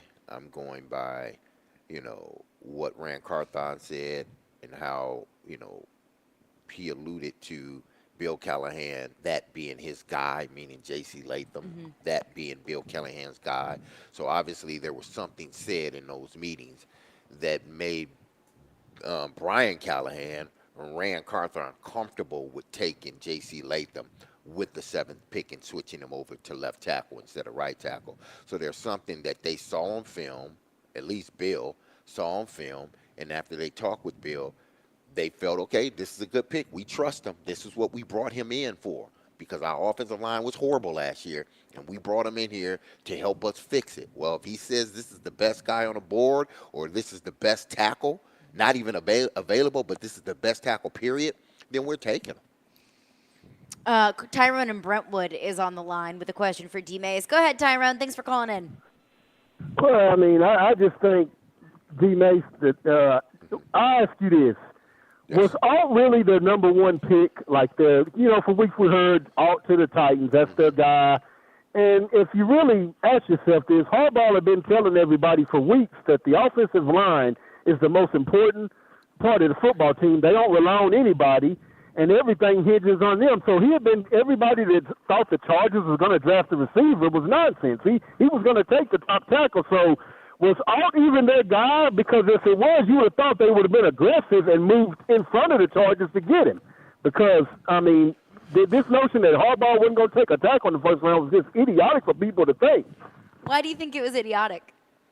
Because he had been saying for weeks, offensive line, he had been telling everybody for weeks, the offensive line is the most important part of your team. They don't rely on anybody. And every other position, especially the quarterback position, hinges on that. So he's a meat potato kind of guy. That's how he builds his team inside out through the trenches.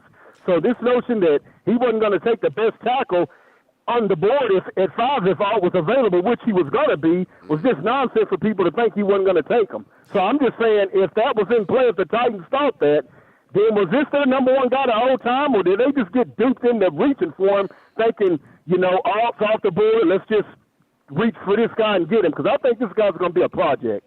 I think they epically failed last night, and leave it to the Titans to not walk away with a great football player and picking at 7. Typical Titans, typical. Thanks, Tyrone. Thanks, Tyrone. We can't say if he's going to be a great player or not.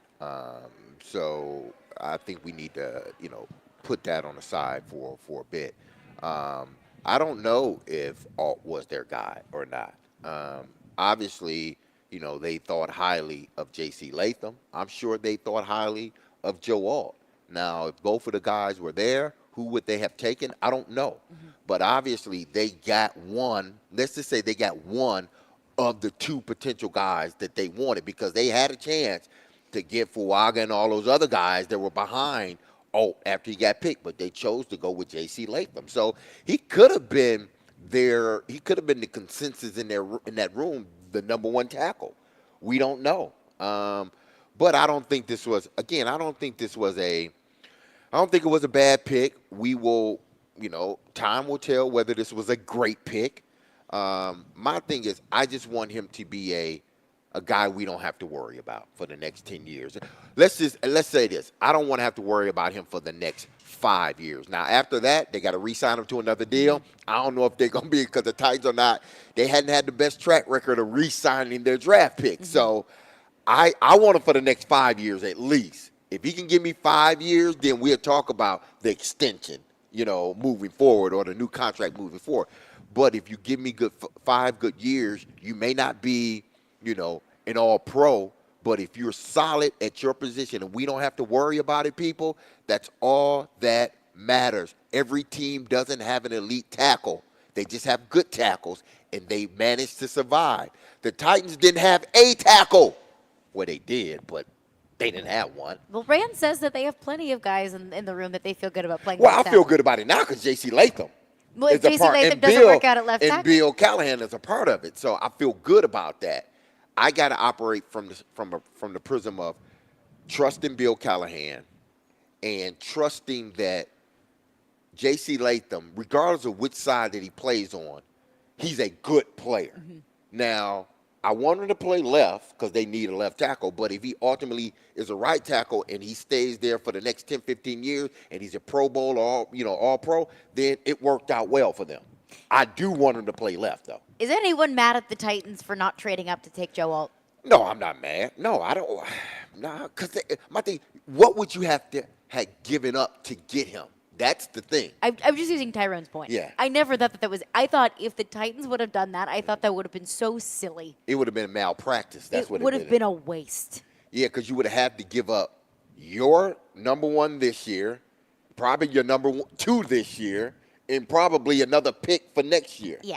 And you're not in the business. You got to build your team, not give away assets. I'm not on board for that. And Tyrone makes it seem so simple. Yeah. Why would you think that the Chargers would do anything different? He said he was going to take an offensive lineman. But I don't. Maybe we're overthinking it. I don't understand. This is what I don't understand and y'all please help me understand this. Why is this a horrible pick? I don't understand why people believe this is a horrible pick. The guy was rated as let's just say, the guy was rated as a top 15 player. Wherever you want to put him, that's your business. But he was ranked a top 15 player. They took who they felt was the best tackle and the best player for them at that particular spot. Why is everybody so outraged? He hadn't even played the game. He was an excellent college player. So if he was an excellent college player, wait to see if it transfer into the NFL. I think people are upset with it because they don't trust that the Titans made the right decision. I think because the Titans feel like they took the best player at 7, but I don't know how much fans. Well, let's be honest. What bad decision? People that read the mock drafts didn't see that kid's name in the top 7 in very many of the drafts. So that is going to bias. That's Other going to than make this you. past week, they're going to go with that. Other than this past week with Daniel Jeremiah and Phil Yates having him being selected by the Titans. But again, it's like, why are you out? Why are some people so outraged about this? Because he didn't play the position that in college that the Titans need him to play in the NFL. This was a 5-star. Let's think about this. This is a 5-star in high school. No. Let's think about this. He was a 5-star athlete, a 5-star tackle coming out of high school. He was the number 1 tackle coming out. He goes to IMG. They have a bunch of 5-star guys there. He comes out, go to Alabama. Alabama already has an All-American left tackle. So what did he do? What did the great Nick Saban do? Put him at right tackle. He excelled at right tackle. That should tell y'all, that should make y'all even more excited because you took a left tackle. He was able to transition to right tackle. Don't you think he's able to transition back to left tackle with the help of Bill Callahan? That's why I'm waiting. Know. That's why I'm waiting to see. He's a good player. Hands down, he's a good player, top 15 player. Let's wait to see if he materializes into a great left tackle, or will they just have to put him on the right side and he's going to turn out to be a really good right tackle? Well, we do have a show every day, so we can't really afford to wait and see. I know. Absolutely. He could turn into an all-pro left tackle, and then great, wonderful. Like, hats off to Rand Carthon and to his entire staff. But for right now, I have concerns about his ability to do so because he didn't play that position in college. Yeah, he didn't play. I didn't play X in college, but I played X in the NFL. I didn't play much slot in college, but I played slot in the NFL, and it worked out just right. So just because I played one side of the ball and not the other, if you're a damn good athlete, you're a damn good player, you can make that transition seamless. I made the transition seamless. There are others that made the transition seamless.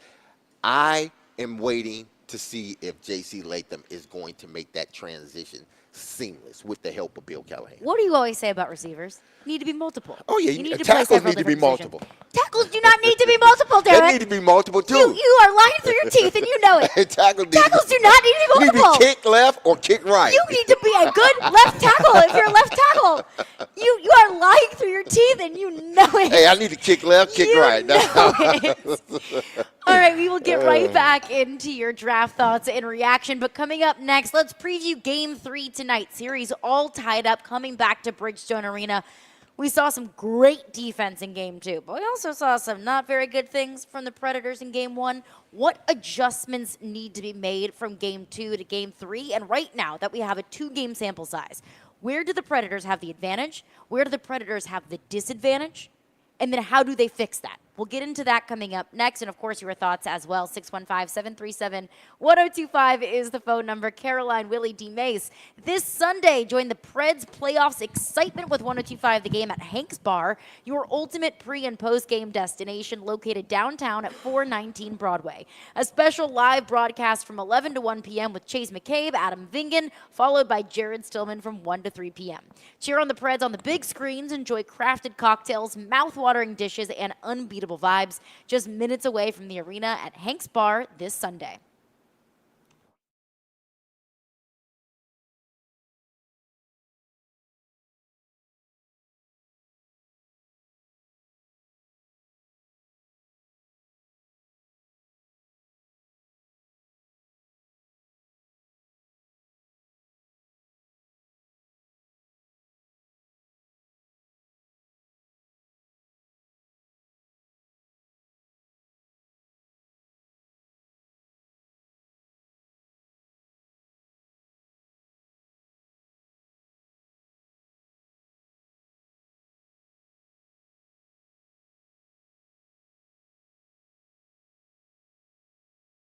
Let's talk about Zen Sports and a new sports book in Tennessee that brings sports betting to a whole new level. And I mean that literally, people. When you sign up for a Zen Sports account, you'll automatically earn up to $1,000. No danger first wager. If your first bet loses, you'll be reimbursed for the amount of your bet up to $1,000. Listen, people, we got the Pred game tonight. I am picking the Preds to win. You need to pick the Preds to win. If you don't pick the Preds to win, then I don't know what to tell you. But if you're going to do it, then, hey, do it with our partners in sports. And I'm going to tell you this. They have even more good news, people. Zen Sports offers a true odds on all parlays and boosted same-game parlays for all Tennessee sports. That means boosted up to 20% over other books in Tennessee. Zen Sports also offers a one-of-a-kind VIP program, reward program. If you qualify, you'll earn monthly comps at sporting events, concerts, you name it, even sport book bonuses. The VIP program is by invite only, so people, you can't just be walking up in here all willy-nilly, all right? You got to be invited for this one. So if you feel that your Zen Sports play qualifies for the VIP consideration, check out the program details and apply at zensports.com/VIP. So what are you waiting for, people? The daily game parlay boost go quick. So get going and download their app at zensports.com today. That's Zen Sports, where betting just got better. And remember, gambling problems, call 1-800-889-9789. Terms and conditions apply. Must be 21 years or older to bet here in Tennessee.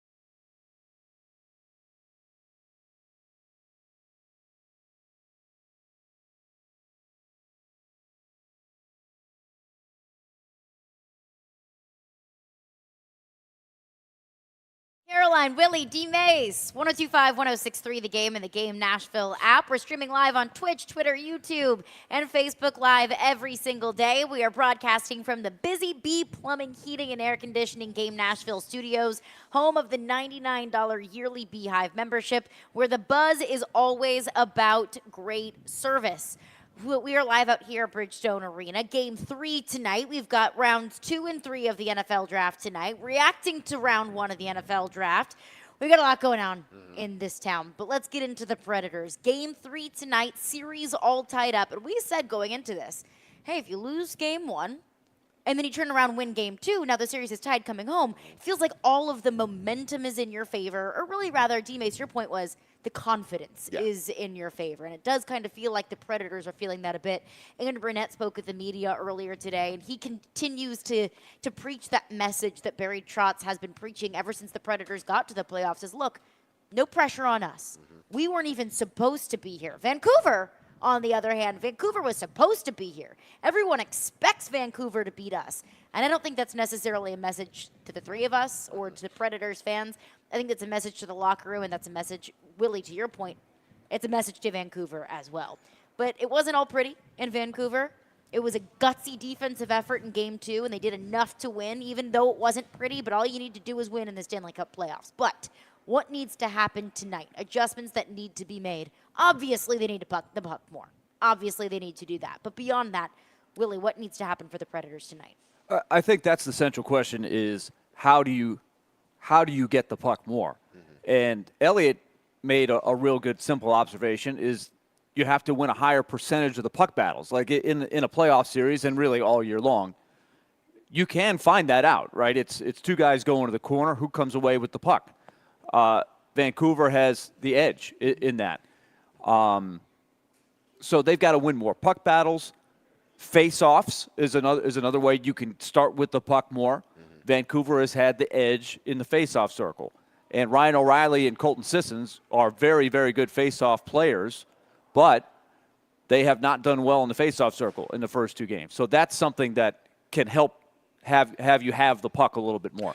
You're trying to overcome the fact that Vancouver has a little edge in depth. They have, especially at center. Their centers are deeper, and that creates help for them. They feel okay regardless of which center is on the ice for Vancouver, they feel okay about the matchup. Just like Andrew Burnett feels confident in Michael McCarron when he's out there, especially in defensive situations.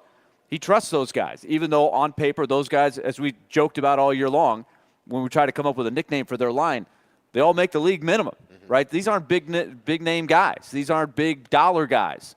They're blue collar. They're overachievers. They've done the job. That's a lot to ask for them to beat a Pacific Division champion in the playoffs. So they have to overachieve in the playoffs as well. So they've got to rise to the occasion here to get the puck more. Isn't that such a Predators vibe and identity? 3 players that make league minimum that are just gutsy and gritty and find a way to beat the Pacific Division champions. Yep, that's why Andrew Burnett keeps saying we're the underdog. We're not supposed to be here. We got to stay loose and got to have fun with this. Yep. Now they have to maintain the puck a little bit longer, but did it get better in your mind from game 1 to game 2? Because I thought the physicality got a lot better. I thought they were more willing to stick their nose into the sort of puck battle or the physicality of the sport. They were willing more so than they did the first game to stick their nose in it. Did that help with them holding the puck more, or was it the same as the first game in your eyes? I would say that it was even more lopsided possession-wise. But your point is well taken. I think Andrew Burnett has echoed that a bunch. The willingness, he said, the will to feel the pain, the commitment to pain. That is when you're defending and when you are, taking a hit, when you are given a hit, when you're blocking a shot. You've got to be willing to take the pain. That was one of the things they talked about that maybe wasn't quite there in game 1. The mental – look, we have to give them credit for building a 3-0 lead. And you're playing the scoreboard. Exactly. You don't have to score. When you're up 3-0 late in the second period, you can play it a little bit you don't have to score. Yeah. Right? You can play a little more defensively. it's not ideal, because ideally what Andrew Burnett's teams like to do is just keep wearing you down. Win the game by continuing to push and grind in the offensive zone. But absent of that, they didn't have to score, but give them credit for playing great defensively and making it tough, even though you put yourself in trouble when you're giving up that much zone time and giving up that many shot attempts. What was it, 84 to 36? But that's I was just talking about too many shot attempts to get. But It's not more so like in the playoff edge, more so in the scrums scrum, and stuff, when yes, you're hitting that way, corner, way better. Going for the puck and fighting for the puck. Did it get better in the second game? I think compared so. to the first game? I think definitely. Okay. Even though in the hits, Vancouver still has an edge in hits. And I did not realize how tough and physical Vancouver was. I didn't look at their team like that, but they have that. They have that. See, so now we're going to see what it looks like at home, where you've got that crowd fueling your guys. I think Vancouver fed off the crowd with some of their physicality and stuff. I'm curious what that looks like now that the crowd is on Nashville's side. Now, do you think, because you've watched this team, I mean, in Vancouver, you've seen them play the Predators the first 3 times early in the season, and you were even thinking, okay, this team's not that, they're not no more physical than a physical team. And maybe that's what the Predators were thinking in the first game. Like, they're physical, but we've experienced physical teams. But then when you actually played them, the fourth go-around, which is really another season because you're a different team and they're a different team, then you finally realize that the physicality is there. Yeah. We need to match it the next following game. I didn't notice their physicality in the early matchups, Vancouver. I really have noticed it in the first 2 games. And some of that is just that's how the playoffs are. Exactly, The playoffs amp up with that kind of stuff. What I did notice in the regular season is Vancouver is so good at possessing the puck. And Nashville is really good in that department as well, but so far Vancouver has had the edge there. And Quinn Hughes is at the center of it, right? He's a guy that just stats show the time. They keep a clock on who has the puck. He's got the puck more than any other player in the National Hockey League. And so they play keep away a little bit with that. So they're trying to overcome his greatness. To me, he's the number one weapon that they have. He controls the game to a large degree.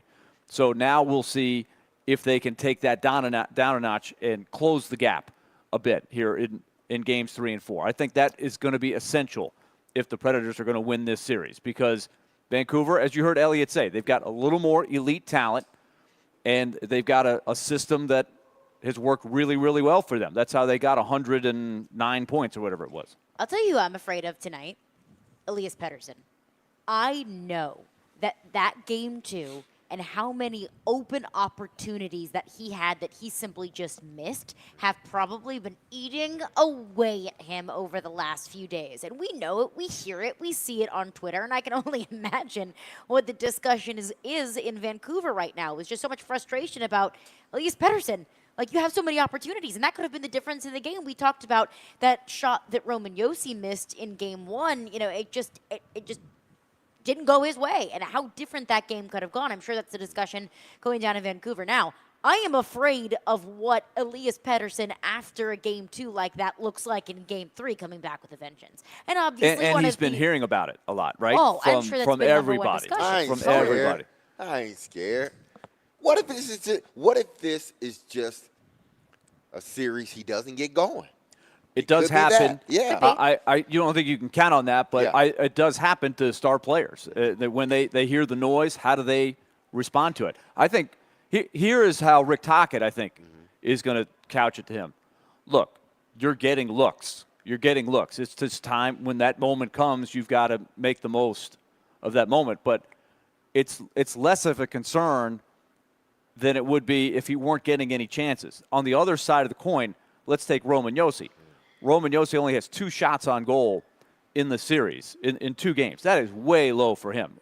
He had more shot attempts than any defenseman in hockey during the regular season.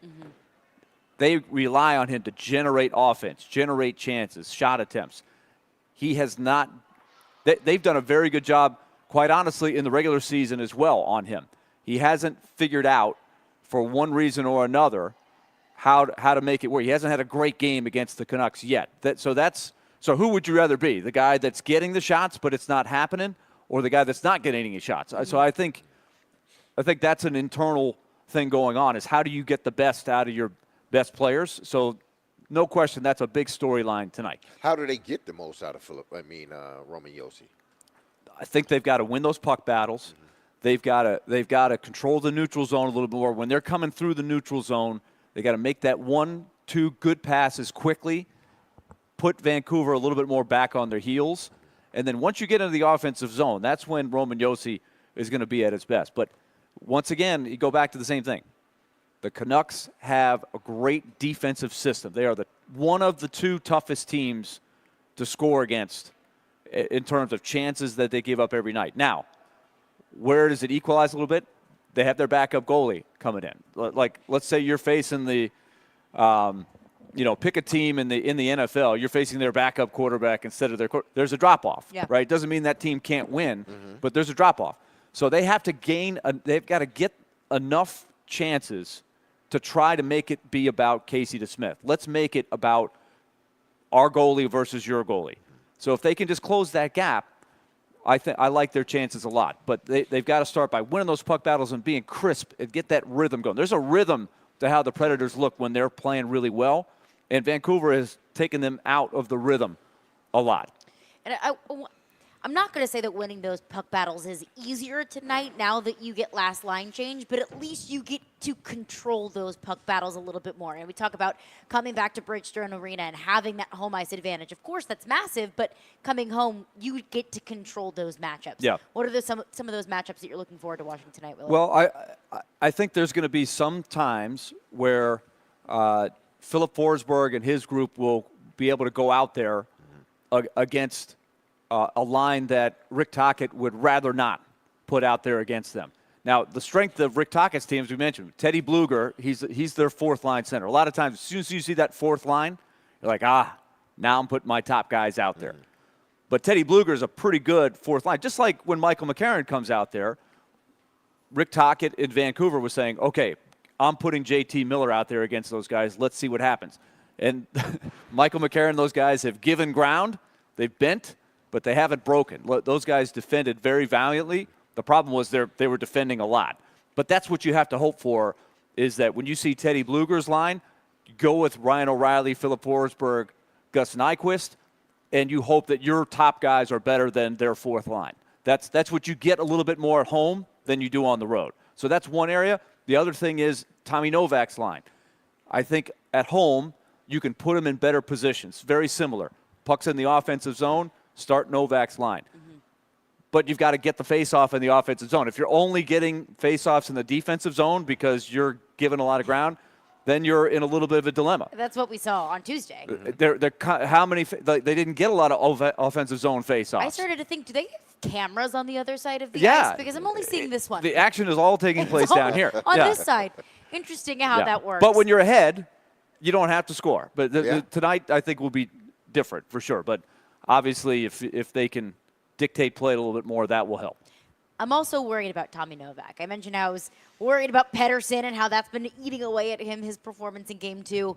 I'm nervous about Tommy Novak. It felt like the speed, the physicality was just a little bit too much for him in those first 2 games. He played, 8 minutes in Game 2, and you need more. He's averaged 10:52 of ice time, and a lot of that is power play. Yeah. So you take away that, and he's been used sparingly. Now, he's not on the penalty kill, and unfortunately, They were on the penalty kill a lot.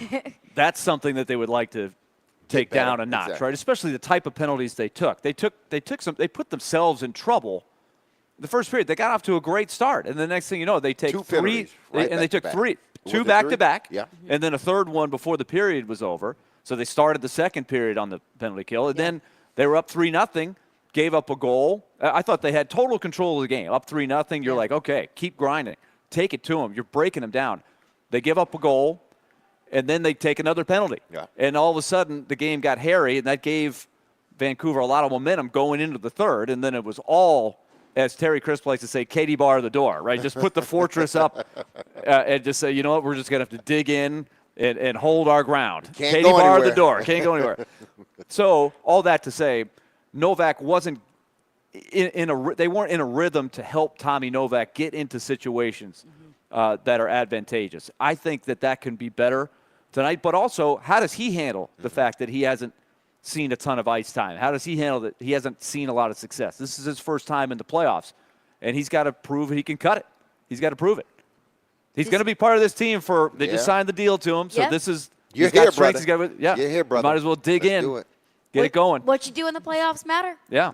Caroline, Up Willy, your game. Up your game, absolutely. And do it at home. I mean, what better opportunity to do it right here? He'll have the crowd behind him. You have the crowd behind him when you get the more opportune matchups. Caroline, Willy, D-Mace were brought to you by Zen Sports. Start earning cash rewards on your bets today. Gambling problem? Call 1-800-889-9789. Terms and conditions apply. Must be 21 or older and in Tennessee to bet.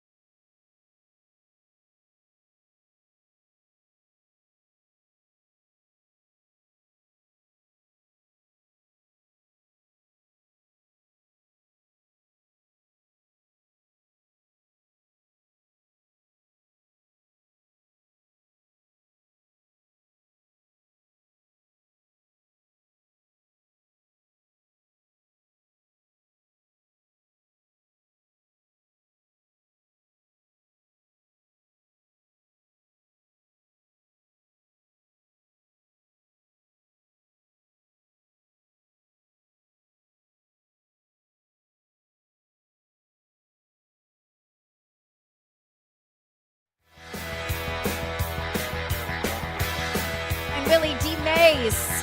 Hey, tune in to 94.9 The Fan today as Vanderbilt baseball takes on Mississippi State with pregame at 5:45 p.m. and first pitch at 6 p.m.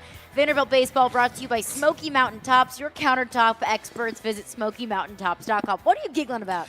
My son, I swear, I love my son to death. I swear. God, I love that boy sometimes. I love that boy more than I love myself. But the stuff he sends me, it's like, wow. Like, dude, seriously? Like, the Lakers lost again last night, so you know he's on edge right now. My son's Who's more on edge, DJ or Jared Stillman? Wow, that's close. Okay, that's right. very close. It's good context. Exactly. You got to take me off the hook. That is very close. But D'Angelo Russell played a horrible game yesterday, and my son has sent me pictures of, I guess, the memes they have about Russell. Oh, boy. And the one he sent me, just look at this. Oh, no. They did not Photoshop poop on that man's pants. Oh, no. Did he not slide into second base? He played like that. That's how he played yesterday. Twitter is not forgiving. They are not. They Not are not. forgiving So I in just the had to slightest. laugh at that boy. I'm like, goodness gracious. I'm like, I feel your pain because my counterpart here, Stillman, he feels the same as DJ does about the Lakers. He feels about the Titans. Thoughts and prayers, both to Jared Stillman and to DJ. My goodness. Want to get into your Predators thoughts, though. Our phone lines are driven by WilsonCountyHonda.com. Preds thoughts, draft thoughts, Lakers thoughts, of course. Let's go. If DJ needs a little bit of therapy here. 615-737-1025 is the phone number. Really, this is a question that we've gotten several times, not just today, but throughout the whole span of the series.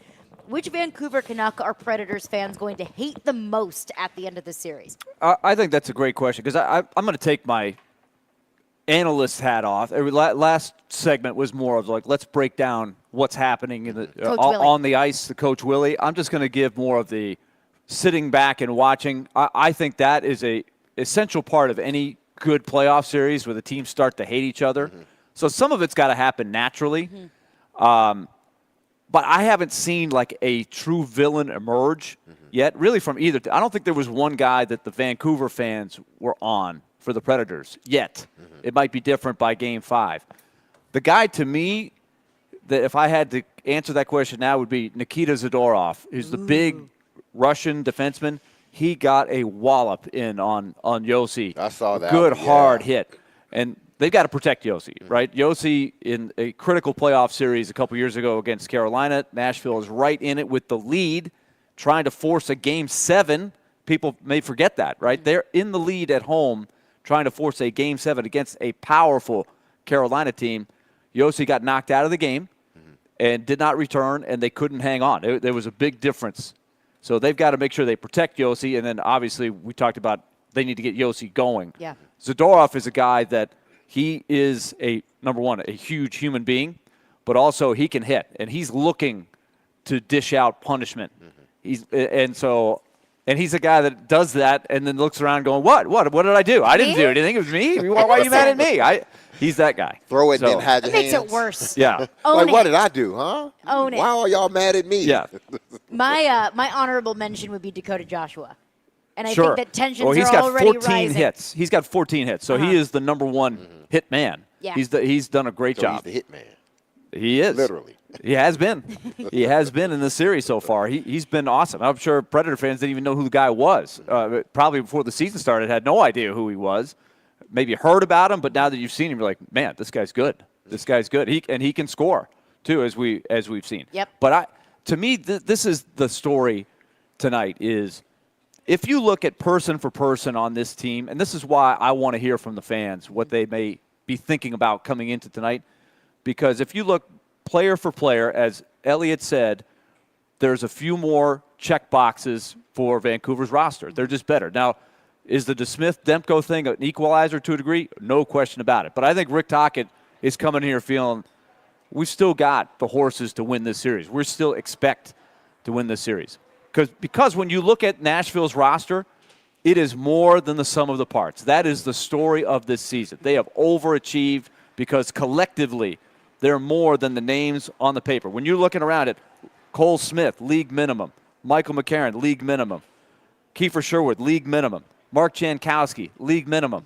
Right? it's not. And Anthony Beauvillier and Jason Zucker have helped add a little. Where would they be without those guys? They have helped really close the gap a little bit. Those guys have made a good impact on the series. Those are two nice pickups for a cheap price. But again, these are guys that nobody was talking about at the trade deadline. Yeah. Nobody was saying, who's the team that's going to get Beauvillier was on the Canucks to start the year. They didn't want him. They traded him to Chicago. They got rid of him. So I think that is what you have to embrace if you're coming to Bridgestone Arena tonight is let's try to appreciate what these guys have done to get here. And let's root them on. Let's see if they can continue to be that team that is more than the sum of the parts. The Barry Trotz acquisitions, the trade deadline acquisitions in the playoffs, I think has been probably one massive theme throughout the playoffs. But also think about where this team would be without Barry Trotz acquisitions, period, throughout the entirety of the season. Where would this team be without Ryan O'Reilly and Gus Nyquist? And I'll even add Luke Shen into the mix because I know that Luke Shen has driven Predators fans crazy throughout the season. He's been great in the playoffs. Yeah, and I think he was underrated in the regular season after a while. It took him a while. He was that guy that was getting all kinds of stuff on. We talked about the social media. Uh-huh. There was a lot of, why are they putting Luke Shen in there? He doesn't do anything. Look at this. And this. But I think steadily, when you started to see once he got comfortable, remember he got hurt very early in the season. Once he got comfortable, you started to see some of the things he does do. Now, if he gets caught in space, right, with space around him, he's vulnerable. And that's what fans see. And they're like, oh, look how he's slow. He got beat around the corner. That does happen sometimes, no question about it. But there are areas on the ice where he dominates, and that's along the boards, that's in front of the net, and you need that desperately in the playoffs. And that's what he brings to the table, and he's got 2 rings. JT is on the line with, oh boy, I thought on the refs. Here we go. Oh, yeah. What's up, JT? Thanks for calling in. Hey, guys. This is not to pick on the refs, but more of a question about how refs are selected. Do the refs stay as a cohesive unit? I know in the NFL, they get graded and then they get promoted to be in the playoffs. If you could just speak about how they're selected and stay together. It's a great question. I've always wondered if it would be better, and I've asked a lot of people, would it be better to have the same 2 refs for the entire series? That's not how they do it. There are 2 completely different refs in this game. There have been different refs for all 3 games. I'm not really sure why they do it that way, but that's how they've always rolled. You know, like in baseball, you have the same crew for every series, and they just rotate. One guy does the home plate one night, then he goes to first base, he goes to second base. But the same crew is out there. In hockey, it's game to game. You don't know who you're going to get. And that's just how they think it is. I do think that they grade the refs during the season. They have the best referees for every playoff series. You don't make it unless you've graded out well. But I really don't know how they determine who goes to which place which night. Don't you think it would be probably beneficial if they had the same crew? Because then you get a sense of how they're going to call the game. Exactly. Yeah, that's what I would have Both thought. Teams. Yeah. But that's not how they do it. Yeah. Anthony's on the line with a thought on the goalies. Go ahead, Anthony. Thanks for calling in. Hey, good afternoon. Thanks for taking my call. I think it's real interesting so far how the goalkeeping stories across the league are either blah or negative. It's like we're waiting for I think we may have the year, but you there? Yeah, keep going. Got you. Yeah, sorry. Bobrovsky, of course, had the save, but so far it's either been just boring as far as the goalkeepers or negative stories, and it's like we're waiting for someone to have that stand on their head game and to steal a game, maybe even steal a series, and, hey, we've got the guy to do it. So our defense will stand up and keep going the way they have been. I've been really impressed the way they picked up defense near the end of the year, the Preds, and keep that going. We've got the guy in the net to take one of those games and win us a series. But I just found it interesting how everybody's having so many teams are having trouble with goalies right now. Yeah, thanks for your call, Anthony. I could make the argument, maybe since we're so hyper-focused on it, we might take that storyline for granted, but I could make the argument that the playoff-wide, quote-unquote, goalie standing on his head performance that we've seen so far in the playoffs has been was Saros in Game 2. Yeah, and it wasn't in the volume of saves, but there were about 3 or 4. If you go back and look, there were about 3 or 4 plays where I'm thinking in my head a second before the shot's taken, that's a goal, or that's a prime. We're talking grade A here. Chance. And and this is what Saros does when he's on. He erases. You're like, oh, it's in. Oh, it's not in. And that's what a great goalie can do. He's capable of that. There's a lot of talk about goalies' weaknesses. There are things that he does better than a lot of goalies. That's how at 5'11", he's still able to be an elite goalie. But as we've talked about, that's a storyline of the series. It's him trying to prove that he can win and carry a team in the playoffs. He's got the opportunity to do it here. And you look around the league, there's a lot of goalie stories, right? Alexander Georgiev's been lit up by the Jets, right? But at the same time, the Jets' ace guy, Connor Hellebuck, who's going to win the Vezina, he hasn't been great in the series so far. He's been lit up. Of course, it's Colorado. They're kind of hard to hold down. So goaltending is big, is big no matter where you go. And we'll just see how it unfolds here tonight. But as we said, if the Predators can make it more about Casey DeSmith, if Casey DeSmith stands on his head and becomes, quote, a story, that's what Rick Tocchet said. He goes, there's always stories, right? There's great stories from the past. A guy gets hurt, the backup goalie comes in, and he takes them all the way to that could be the story. But the Predators want to make that the story one way or the other. They want to make Casey DeSmith the story, be the MVP. If he's in the MVP for the Canucks, then hats off to him. But I think they like it if they can make him the story. And again, Casey DeSmith in because Thatcher Demko dealing with an injury. We learned that ahead of Game 2 that he was probably day-to-day, questionable for the remainder of the series, questionable for the remainder of the playoffs, and all reports coming out now lean more toward out for the series and potentially out for the remainder of the playoffs. And Elliot said, look, I don't know about the rest of the playoffs, but he said he's fairly certain he is out for this series, which is all any Predator fan cares about, really. Right, exactly. All right, we'll take it to the bank coming up next. I swept the floor with you guys last week, and I already know it. I already know it. So we'll take it to the bank this week coming up next. Caroline, Willy, D-Mace, 102.5, 106.3 The Game.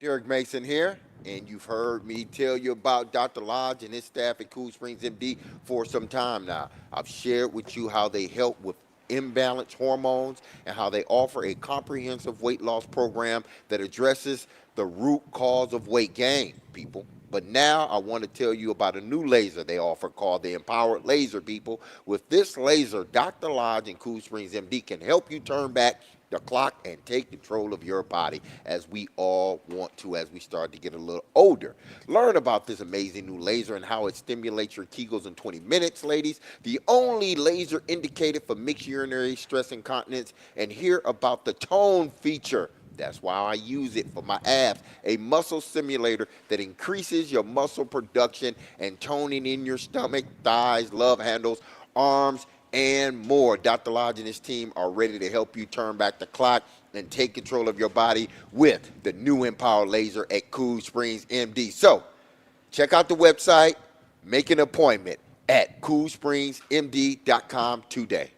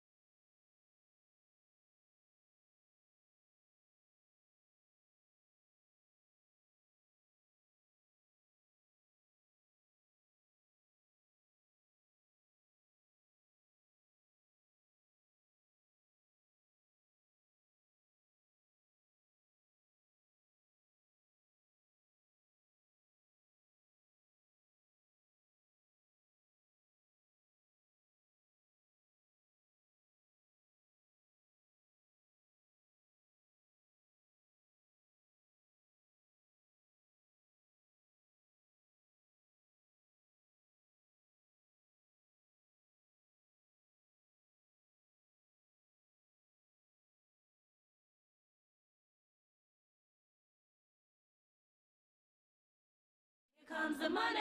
And you can take that to the bank. Here comes the money. Money, money, money. It is now time to take it to the bank with F&M Bank. Can we skip this? Customer community Yes, F&M I'd like to Bank. skip it myself. Banking made easy on purpose, making lives better by making banking easier. And I can say, I don't think I've been making your lives better this past week. Visit one of their 20 locations throughout Middle Tennessee and Southern Kentucky or online at myfmbank.com. Nick, can we please recap this past week? I would love to take my victory lap. Yes, this is a Caroline Fenton victory lap, ladies and gentlemen. She got a perfect 10 last week, while everybody else got a bunch of goose eggs. So, hey, congrats to you, let's not Caroline. go over it. Let's skip on. Just tell us scores. What are the scores? The standings is now switched up. Willy is now in second place, but Caroline is now taking the throne at 37. Willy at 35. Myself at 20, and D-Mace at 12. D-Mace, you got to get it together. Epic comeback. I'm waiting. There you go. D-Mace has us right where he wants us. Exactly. Epic comeback. Y'all, I think y'all got to do 20-point something. deficit. Okay. Well, with that being said, Caroline, you can start us off. All right, I'm going to take to the bank this week. I'm going to say that the Predators win tonight. They lose on Sunday. So they go back to Vancouver with the series tied again. Now, TBD, what happens from there. But I'm going to say win tonight, lose on Sunday. And I'm going to say that Philip Forsberg finds the net in at least one of these games, and Ryan O'Reilly finds the net tonight. Ooh. Okay. Okay. Willie, you up? All you right. the man. Let's well, go. I you know that Chris Farley skit in SNL where he's like, "You're so stupid. You're stupid." He's like, "Remember that time?" Well, that was me because I didn't give a pick last week. You can't win if you don't pick. And so I also can't lose if you don't jumped pick. on the plane and didn't give my pick to Nick, so I got an incomplete, a 0. That is bad. So I got to get back to it. All right, I'm going to go. Exactly. I deserve that. Stupid. I'm going mano-a-mano with Caroline, a good old-fashioned Cardinals-Mets series this weekend. I go back to the 80s. Mets-Cardinals, they hated each other. If you heard Howard Johnson, who lives in Nashville, Hojo, who used to play for the Mets in the 80s, he talked about that firsthand with Chase and Joe. So reviewing the rivalry, I'm going Mets 2 out of 3. They'll win the series against the Cards. And Nick, we're down bad. I'm going mano-a-mano with Nick with the Vanderbilt versus Mississippi State this weekend. Commodores will win that series. And I am guaranteeing a Smashville standing O tonight. I like it. I am putting it on the fans of Smashville. Got to have it tonight. Vancouver was tremendous with their crowd support. I need a Smashville standing O tonight. I love that. I need it. D-Mace? They need it. The Predators need it. All right. I got the Predators winning tonight. For this weekend, I got both Yossi and Forsberg getting a goal. I'm not saying which game, but they're going to end up with the goal after the 2 games here in Nashville. Okay, with the 2 games. Yeah, Okay. the 2 games here. So they're going to score one of these games, both of the guys.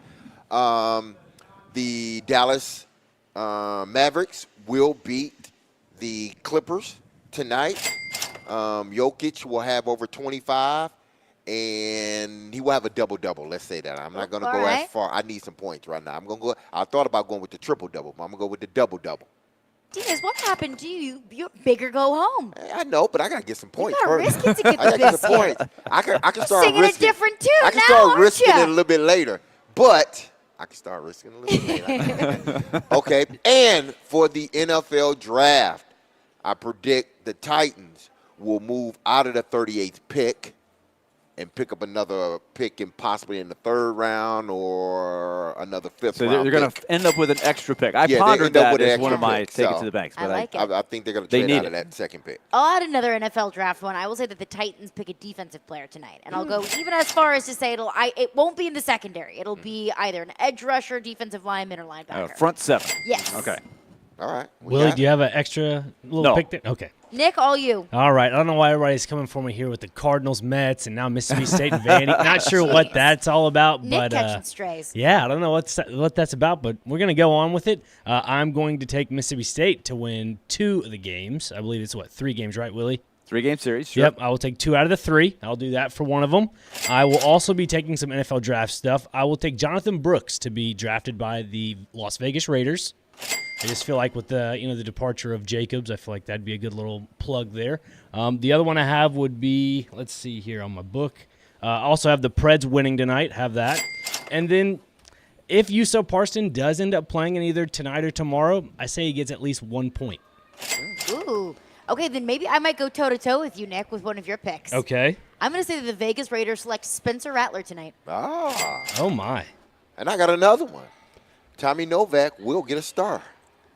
He'll be one of the stars of the game One of the in stars one of the tonight. 2 games. There's that in one of the risky 2 pick. games. There we go. There it is. Nick Tommy feeling like Novak. himself The again. Novakian. He's got faith in the Novakian. Absolutely. Come on and try to be rough and tough with him. I have one more. I have the Titans picking a linebacker in some form of the draft over the weekend. That's my last one. All right, official picks and predictions for Game 3 tonight. I think the Predators win. I've already said that. I think they win 3-1. I think they win Sunday. It's right, yeah, Sunday. I think they win 2-1 Sunday. All right, Willie?